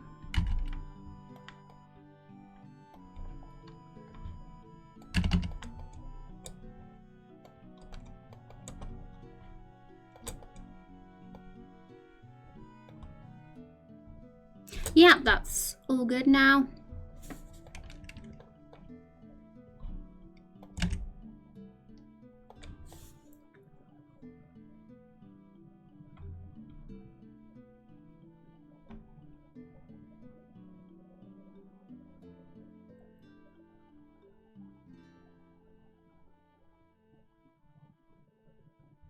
So I have a plan, but we might still need a side barrel where it's facing that way, like we were starting there, but we could have it so Carol wasn't showing her face when she's on the side, but she'd still walk on the side and only show her face when she's facing the front. That could be another plan. If we can get this bit fixed at the top of the barrel, then that we could do that. It's just the side face that's going to be the awkward one, but it's not necessarily necessary we have a side face, but we definitely might need it. from that direction with the vertical lines. So it's just making, you know, making that look convincing, I guess. If Zexy or I manage to do that somehow, but for now we'll keep that one hidden because it looks a mess at the moment. And let's just say this again. There we go. So I'm going to test a couple of things. I've got a plan.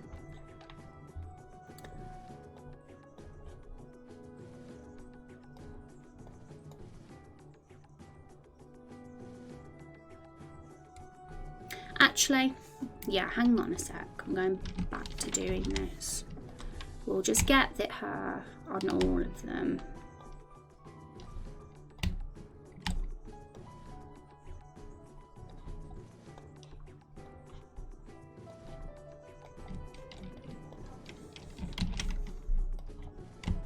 Yep, so we may need to edit those middle two so we've got it facing the right way like we was working on doing in that one. But for now, I'm going to use that and see how it looks. And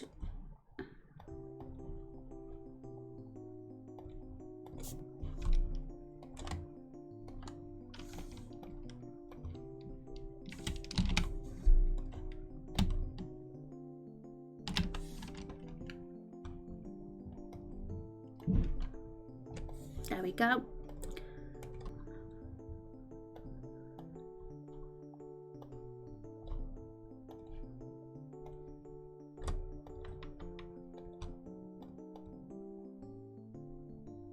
Might need to get a snack in a bit. Get some almond and coconut milk because I'm turning into a hungry one. Okay, so back to this. So Carol is event 20. She's next to Rose's square. So all we have to do is change Rose's to Carol's. So I'm going to see how this actually looks.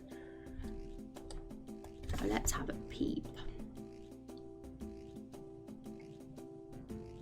Something you like to eventually make is a voxel pixel editor that lets you carve away at the silhouette of a model from different angles, projections. That sounds really cool. Instead of rolling on Hoppy, Carol just had herself pushed around by a mage hand ability.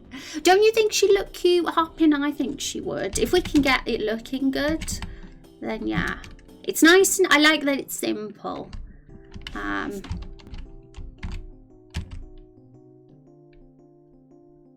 Okay, so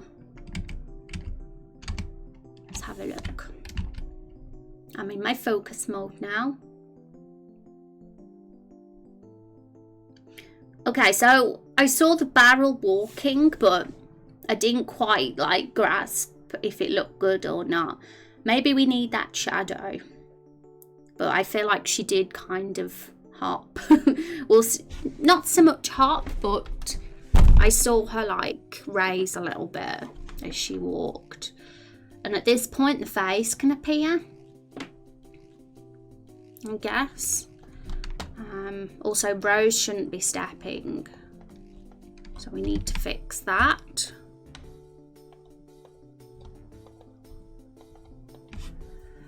Right, so is it something wrong with the setup of the event why Rose is stepping? Turns on the animation when the character's not moving. Right, I think I had the same problem with Fiona Buckington when we did her asset. So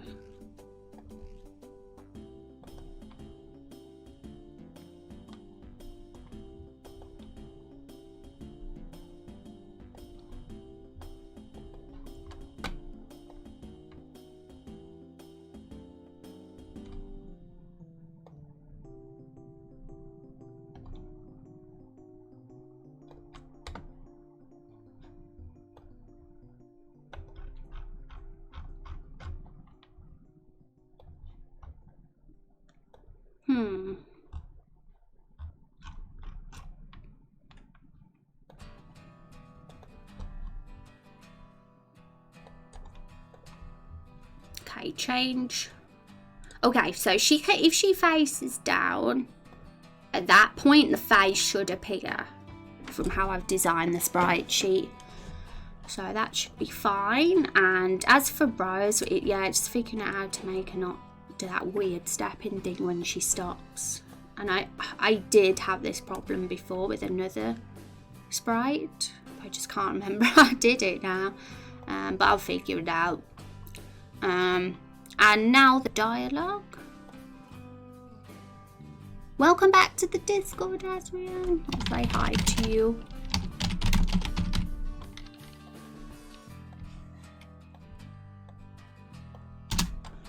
Okay.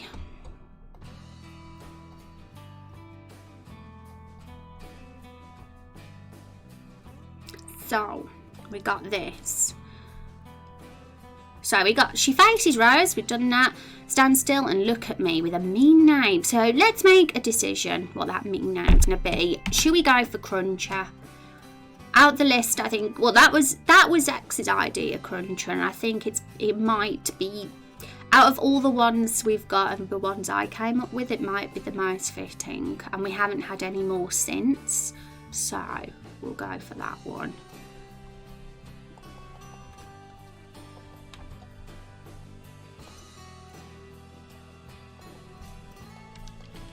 So back to RPG Maker. Right, so I'm gonna copy and paste Carol's dialogue box from my previous one.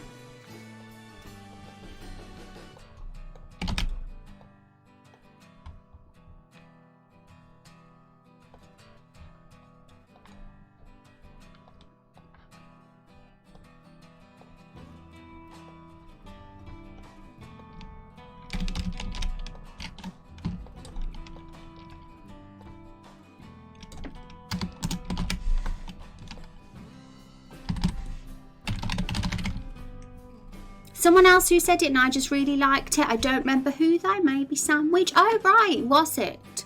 Yeah, I don't remember, but we added it and that was the only suggestion that we got. And it's not too bad. I feel it works as a mean word for a vampire. It's a good slang one. And hi Gretch, how are you doing today? It's good to see you. Hope you're having a good Monday. How was your weekend, Gretch? Okay, so Carol's face.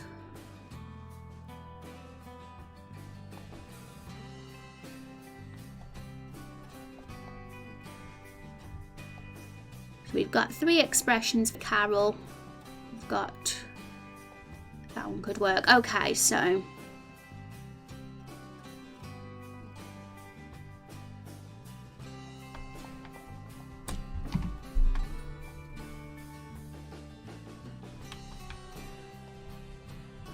now let's test it again.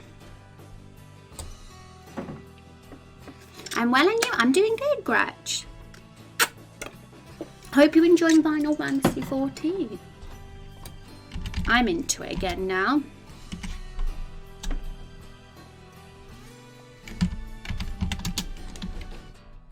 I might actually put a temporary save point closer to the bridge so we don't have to keep walking up here every time we test play. But yeah, if that's what was meant by the black bit, that's meant to be there. It's an enemy. Okay.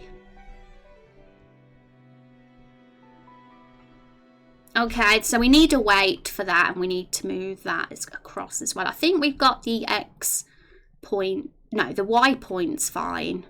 Kind of, but okay.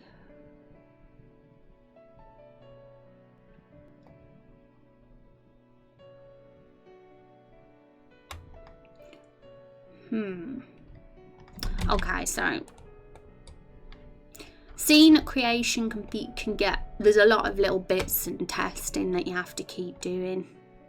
You got to get every little bit perfect, but it's fun when you eventually do it and you've all got a whole scene put together. It's very satisfying.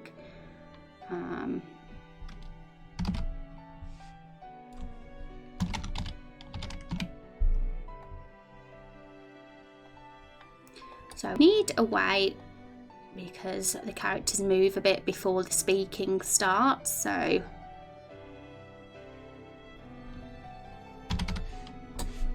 we'll see if we put 300 frames. That might be too much though. Also, that control switch A needs to go down there. Okay.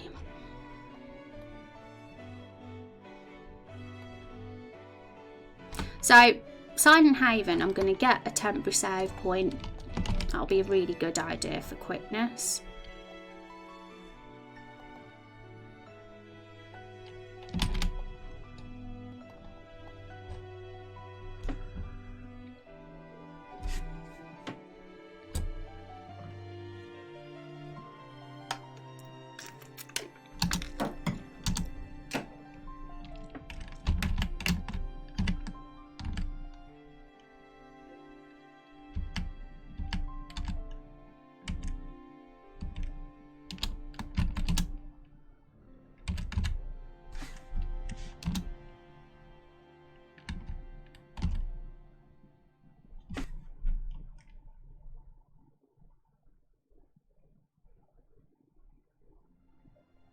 Okay, now this is interesting.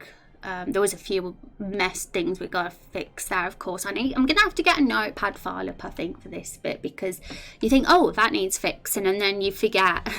So, one thing I've realised is because we're using a sort of dialogue system where the dialogue pops up over the head, we can't really put anything at the edge of the screen.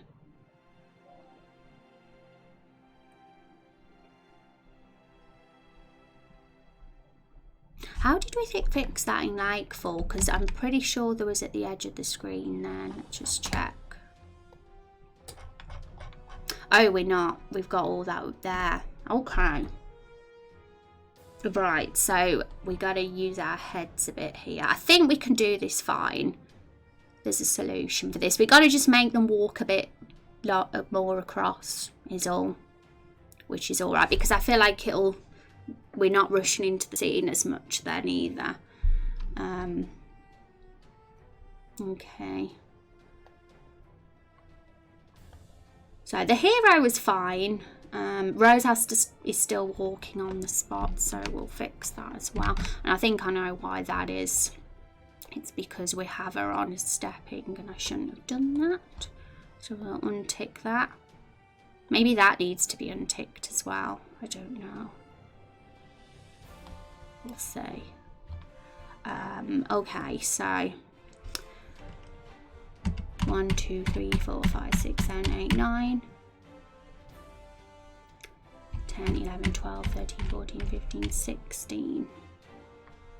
Okay, so we'll make it be 16 steps for the hero.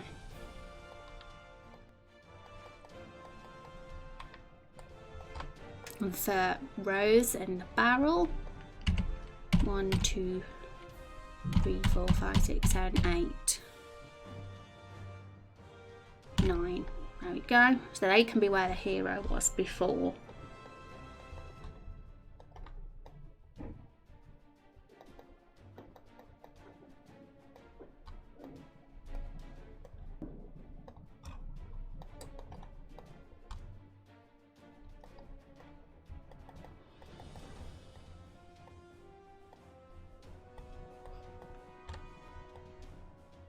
And yeah, there was definitely a long wait until the dialogue came up, but now that they're walking a bit longer, that might be fine. We'll see.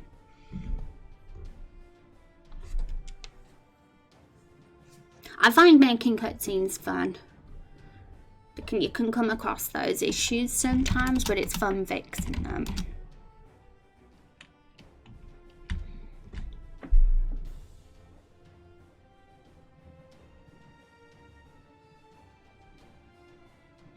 Okay, so the dialogue happens too quick now, I think. They need to be, hang on. Okay. I think it's fine. It's fine. I think we still need that shadow for Carol when she's hopping. Just to give the illusion. But it doesn't look bad. Once he has the shadow, it'll probably look better.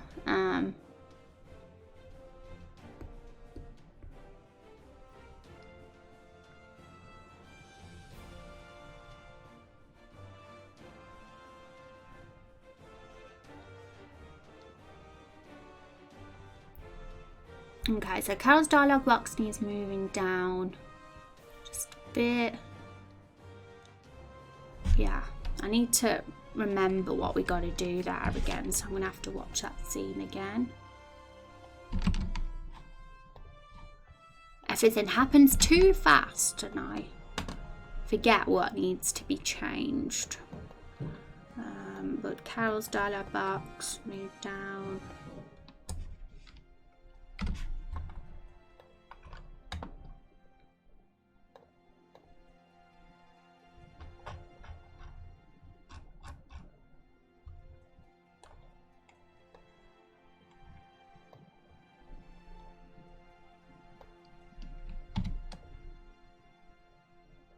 Nah, I think the dialogue box just came up a bit early. That's my theory. We'll see.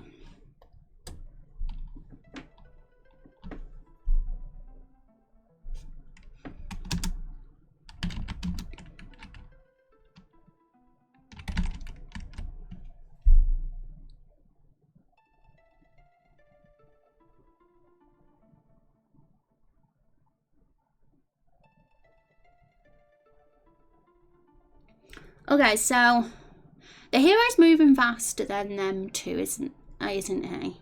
I think. So if we change their speed so they're the same, that'll probably look better. And I think that'll be fine then. So we'll see that. So the hero's on speed 4. They must be on speed 3.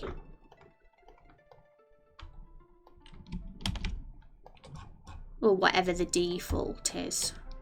There we go. All the testing.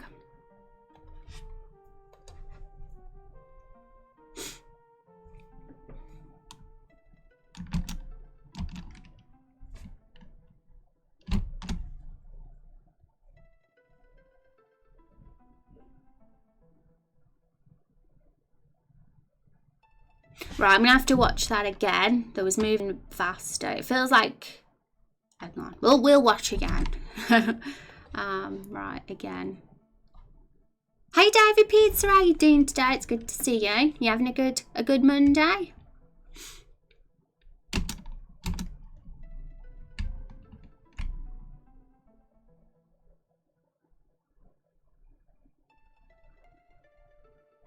Okay, so one thing I'm feeling is that Rose needs to be the one behind the hero, not Carol, because that's how it looks. That's how it looks with Rose being the follower in the other screen. So that's just one little small adjustment to make. So all we have to do for that is do that. Simple as that. See how that looks now. Your cat's gone missing. Oh no. How old's your cat? Did it go outside?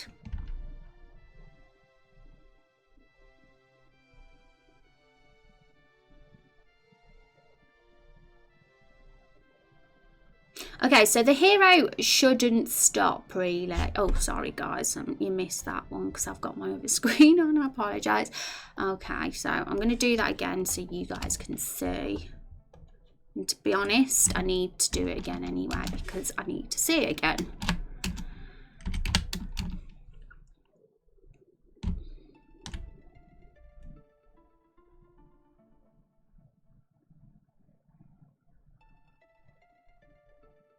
Okay, I think all it is that the wait period before the dialogue box comes up needs to be shorter.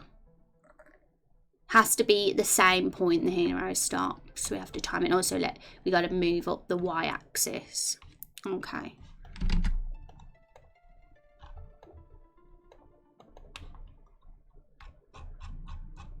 So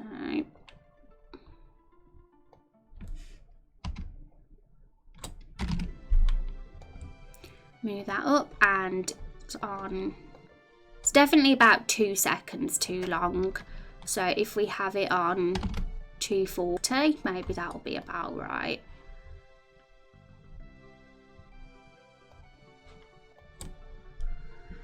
She's an adult cat. Yeah, she was outside this morning. Can't find her again after that. Oh, does she usually come in by now?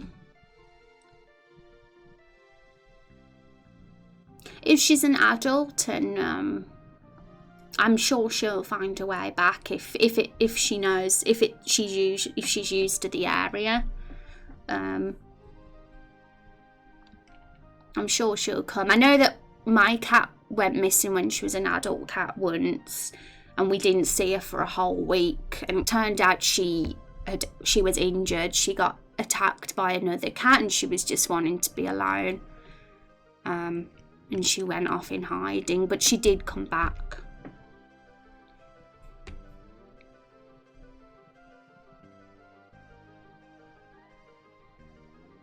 Okay, so we're nearly there with it. I'm gonna have to watch it again now, because sometimes you need to. It's very, very precise, these cutscenes are. You have to really watch. Okay, so it was too early. That was it. It was a little bit too early. Also, why has Rose still got his foot sticking out?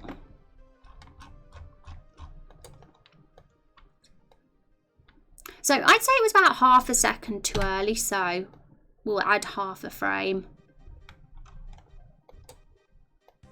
I think, yeah.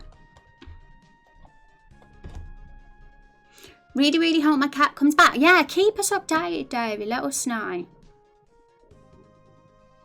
And if it starts taking a long time and you really are getting worried, then maybe ask the neighbours to keep an eye out.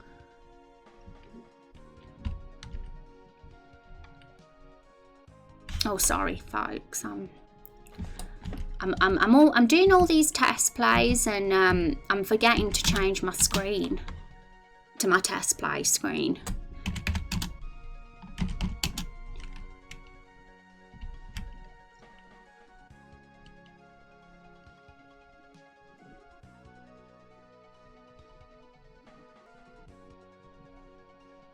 Okay, so we got the dialogue box position fine. I'm gonna have to watch that again though.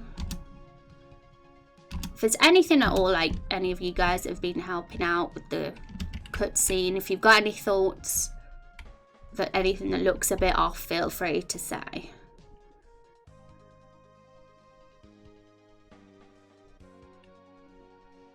I've got to watch again.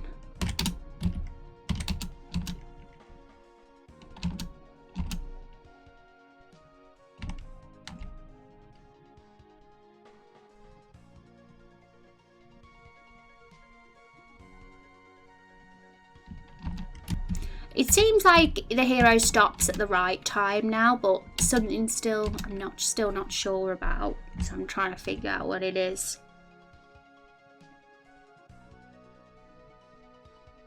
Okay, so I think, judging from that, Carol just needs to speak earlier. She needs to speak.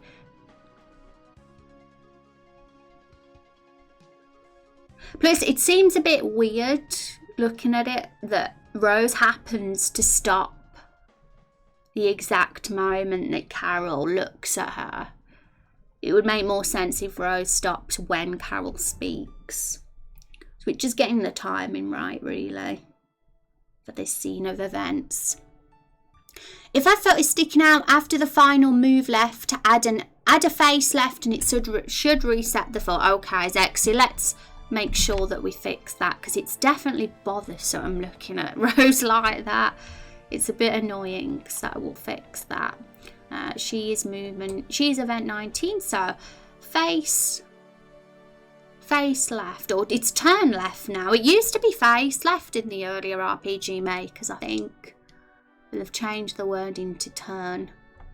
Okay, so there we go. And the other thing was, yeah, we feel yeah, if Carol speaks a bit earlier, then it might seem a bit more natural. But that would mean the hero would have to stop walking. We'll see how it looks.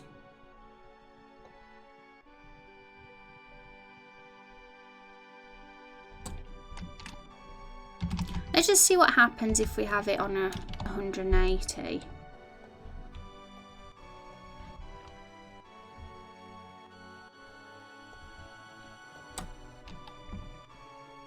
Yeah, I will, thank you, by the way. Yeah, really hope your cat Kitty's okay.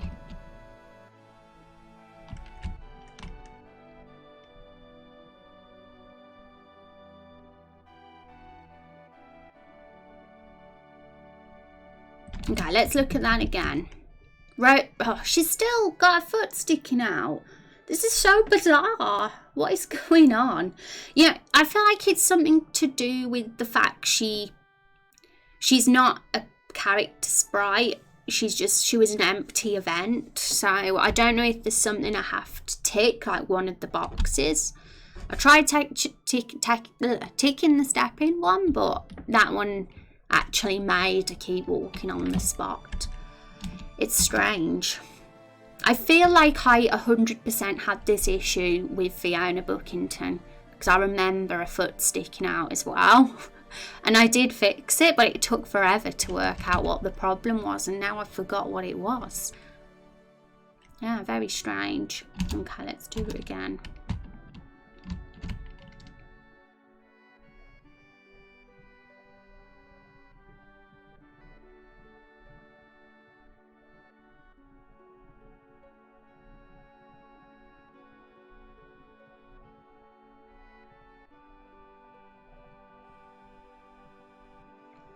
Okay, let's watch that again. I'm always like, was that okay, or was there something wrong with it every single time? And I'm like, okay.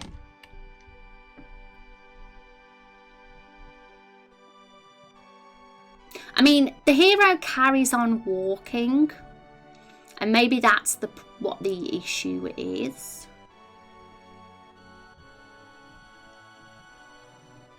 And not so much with Rose and Carol with this one. Does she stop the moment Carol speaks? Let me look more.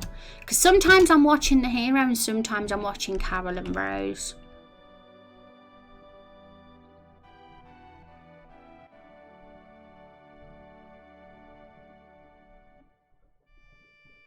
Hang on, I had an idea then for how to make this even more natural.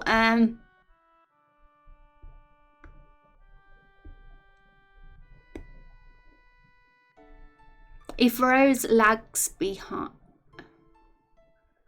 maybe if Rose lags behind Carol a bit, it'll look a bit more natural. Because them like being like literally together, I'm not sure. We'll see. So let's try that.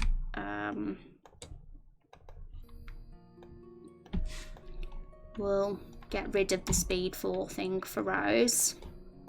Have a look. With that foot sticking out, something that needs doing because it's bothering me. It's a silly, very strange, weird glitch or little issue.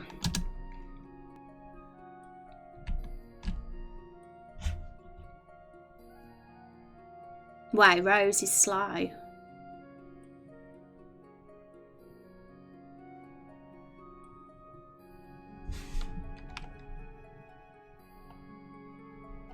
She's like so much slower, not even just a slight bit slower. Okay, so if we had on speed 3,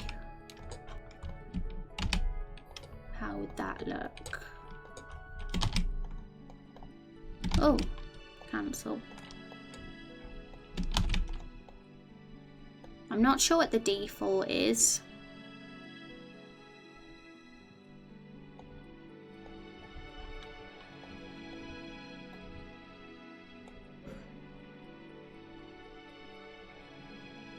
But I have another idea, as it rather than changing the speed actually, if this looks weird.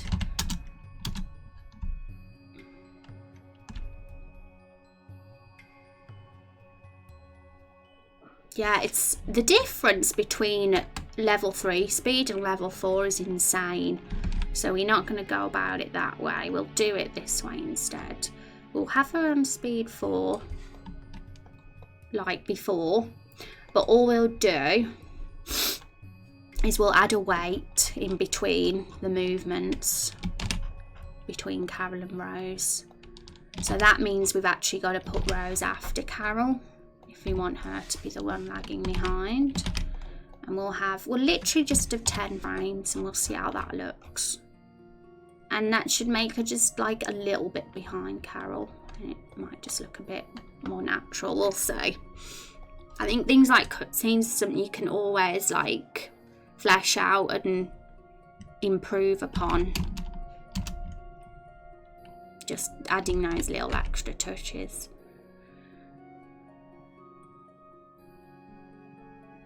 Okay, so I'm gonna have to watch that again because so much was happening at once and something I wasn't sure of either. But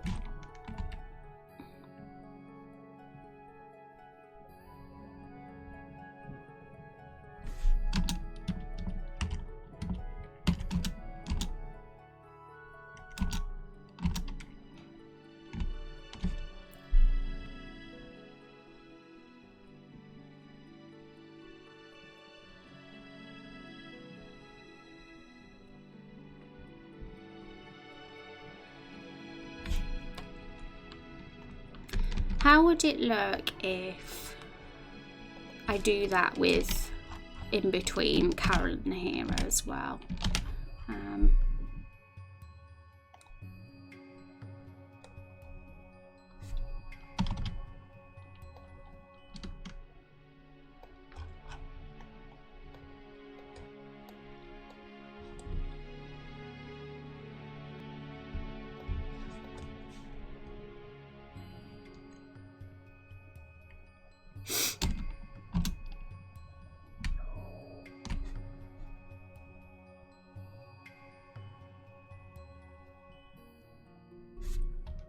Okay, again, I seriously need to watch it about a dozen times, I think,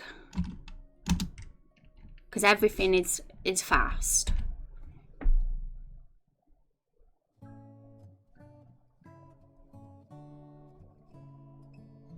Okay, something looks weird just before Carol talks, so I'm going to look at that again.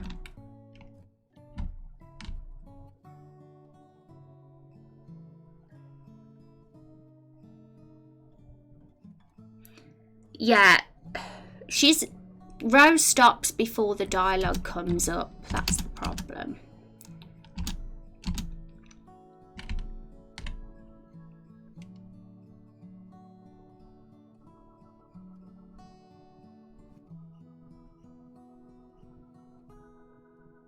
I think if we can get that timing right, that Rose literally stops as soon as the dialogue comes up, I think that will be it. But something looks weird at the start of the scene. It's like the hero just zooms across the screen for some reason, and it wasn't like that before.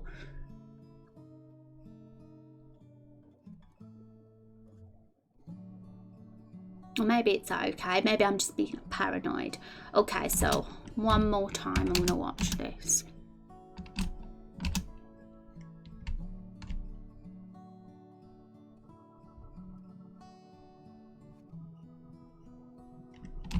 Actually, again. Right.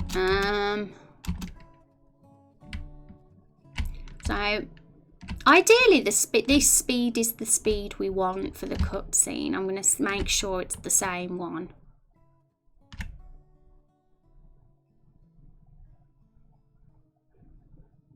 It's definitely the same speed, but it's a bit jolty. Like it seems like it's jolting a bit for some reason, rather than be smooth.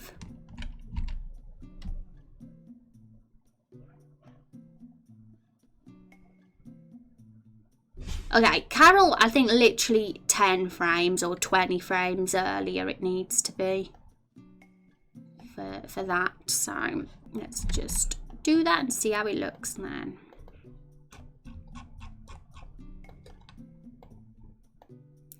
So we'll see if it how it is on 160.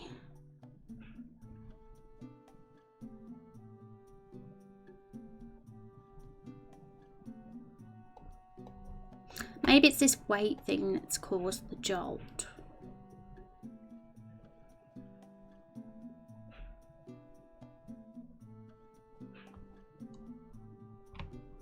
Let's see. It might look better this way.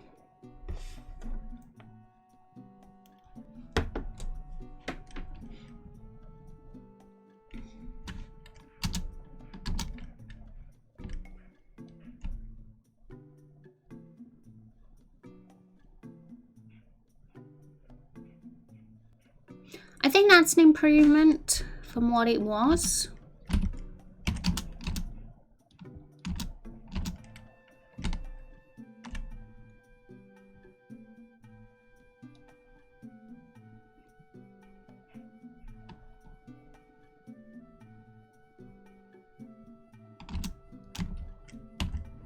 But you know, that has worked out. Like we still need the side facing barrel. Maybe. But without the Carol face, it doesn't look too bad to just have the barrel without the face for certain when it's moving, and then the face appears when she speaks and when she stops.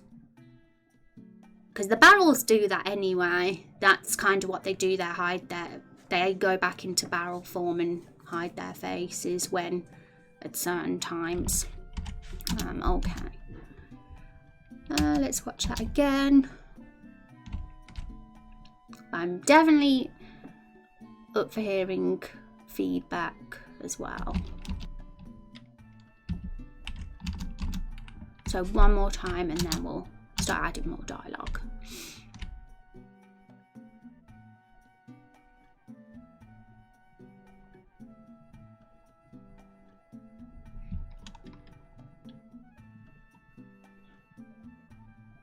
Okay, so I'm okay using that as it is for the moment. Okay, so stand still and look at me crunch was the dialogue, so we're just going to go back into our thing.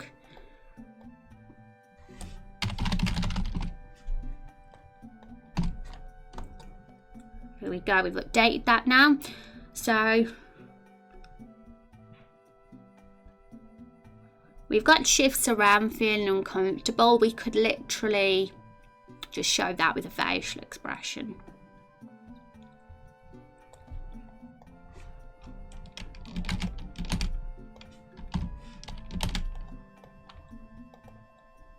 So have we got Rose's faces? You know what? For some reason, Rose's scar is in the wrong place on some of these faces. But I'll fix that afterwards because I want to get this in first. Okay.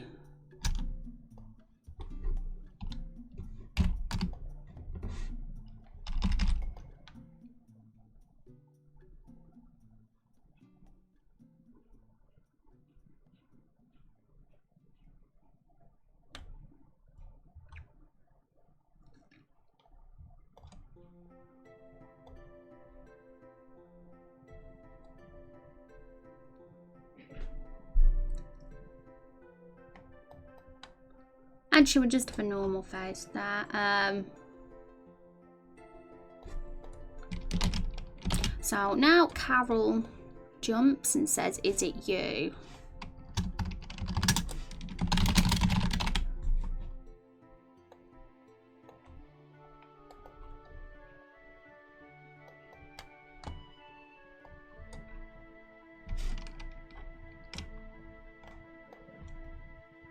So move event 19 and jump.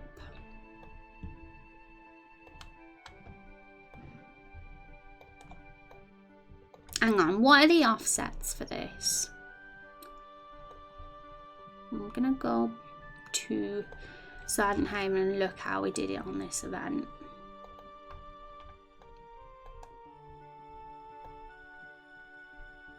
Yeah, just 0, 0.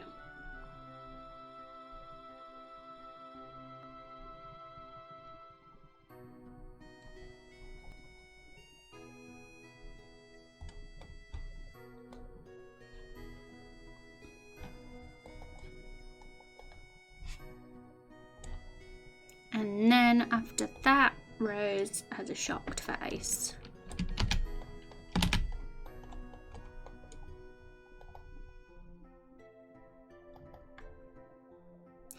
Yeah, I guess it's just thinking what actually goes in Rose's dialogue box in terms of words, because as we know, she doesn't speak like a human. She's more of an animal. She's more feral. So she would either say nothing, like a period, or she would make a sort of animal sound or a hiss, depending on what sort of, you know, what you say to her.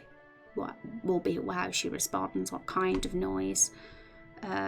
So in the past, she has said eshk, and so that could be one.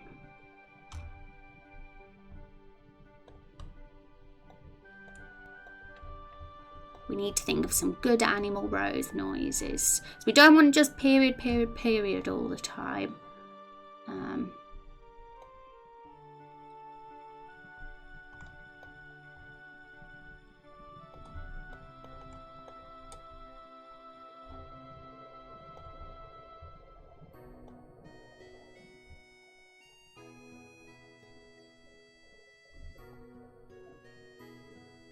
But we'll see how it looks with just the periods. Okay, so then Carol says, "Oi,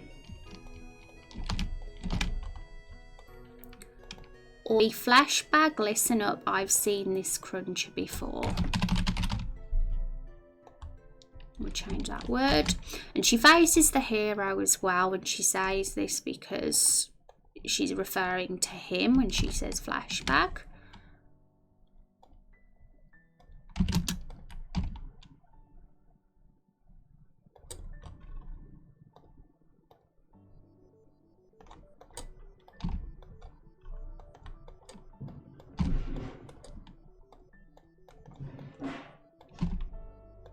So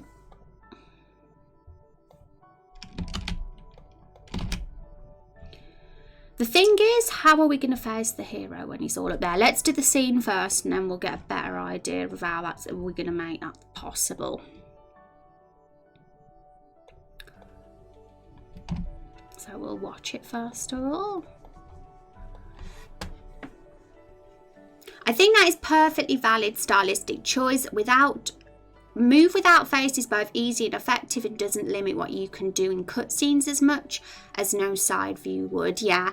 And when she rolls and stuff, sometimes like we'll see her without the face, depending on the roll. We'll see how we can get the rolling done, or it will whenever we get to that part in the scene. But yeah, it's just more simplistic and prevents complications. Because it's really difficult to pull off the face from a side view, from how the barrel looks. It was a lot easier with the fruits, that's for sure.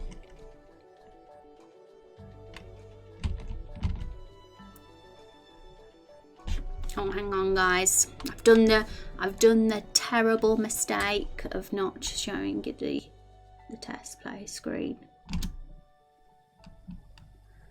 One sec, because I've made a mistake myself. So I don't want to show you yet anyway, because I've made a mistake. Okay, so back to this. I believe I made Rose jump instead of Carol. That was one mistake. Also, Rose needs to face Carol as well. She needs to look at Carol when she demands that. So turn up.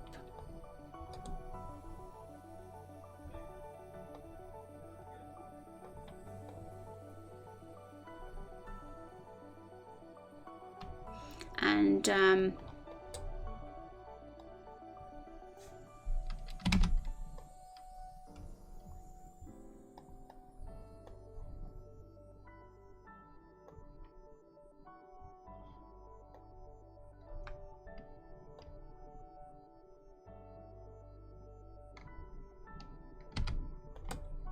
not sure exactly the wide position of Rose's box yet, but we'll figure that out when we do a test play. So let's do that. I can't believe the time, you know. The stream has been, like, my streams usually go by super fast anyway, but it's gone by ridiculously fast today.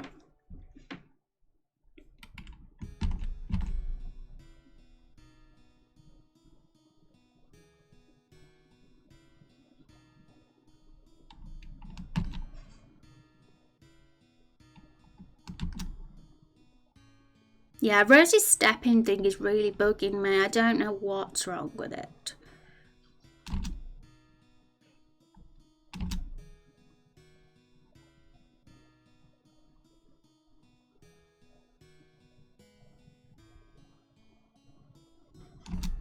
Okay, so I think it's more or less impossible to make her face the hero, considering she'd have to face the side.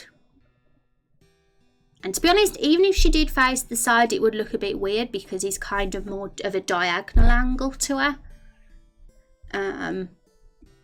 But I think because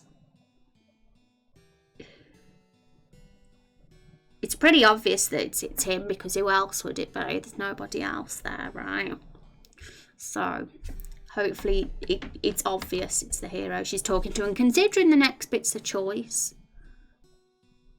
and a response from the hero, so it might work fine. We'll see. One sec though. Was the dialogue box in the right position?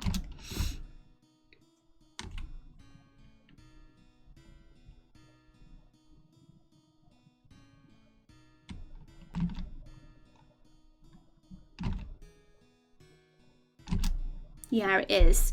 But I just think Rose should make some sort of form of sound. Right, be better than just the ... I think so. And maybe Carol should jump again there.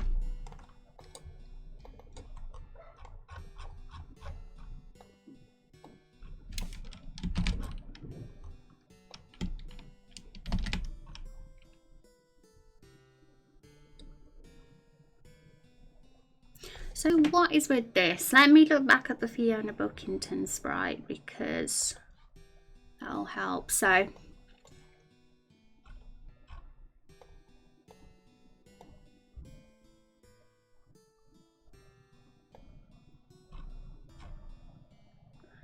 she's event 6.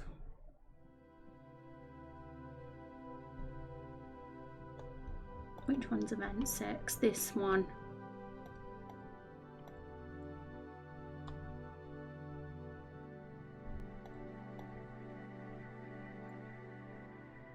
Oh, okay, so what I did to solve it then was I actually made event 6 have the sprite on another page and had it as a switch. And that apparently must have fixed it.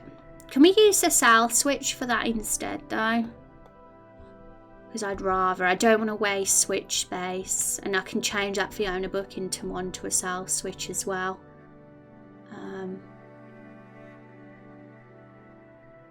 Hang on a sec, because how did I go about that?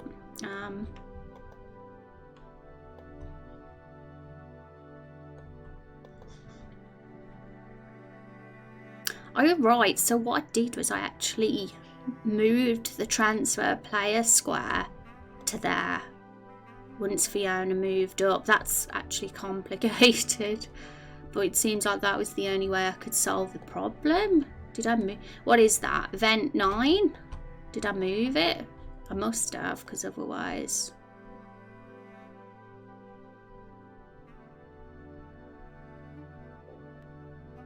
Where's event 9 here?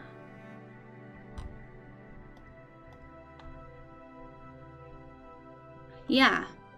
Oh, I set the event location. That's what I did. Okay. See, that fixed the issue with the step-in thing, though. So maybe I'm going to have to do the same thing with Rose to stop her sticking her foot out. It's very silly. Hi, Pulses Ego, aka Battle Sandwich. How are you doing? Want to wish you a nice day. Same for you all in chat. Thank you. Yes, you can use the swell switch for that. Awesome. So at least I'll solve that problem. I won't have to use up a switch. It's a bit fiddly, but we can do it. And the only reason it's super messy is because we're using events for teleportation, transferring. I think there's a Yanfly plugin that uses region squares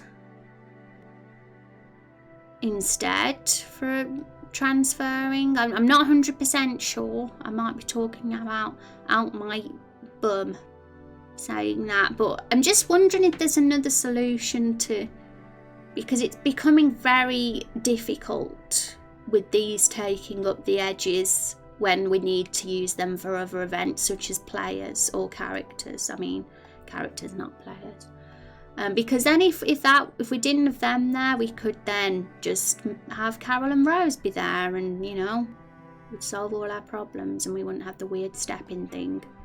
I'm gonna Google to find out.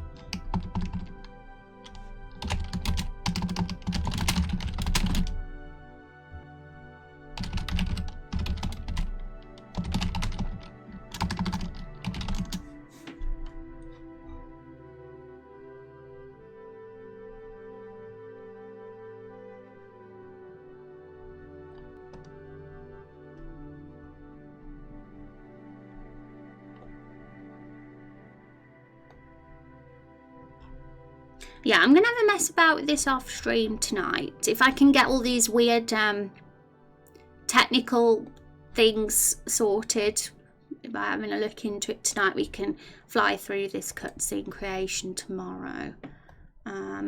Let's just have a little look at what we've got to do. So we've got up to there. So we got to do the hero choice and the different outcomes, and they won't take too long.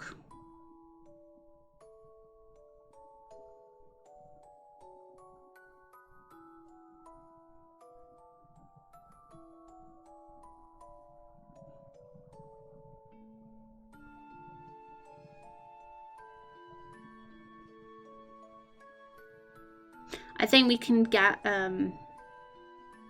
scene 6 done very early tomorrow once we've fixed these little things, and then we can start thinking about the cart, and that'll be fun. We'll look into how we can get the scene made for that, and we can also start adding these and adding these guys' assets. Which, same thing in terms of movement with the barrels and that, they will be facing the front when they show their faces.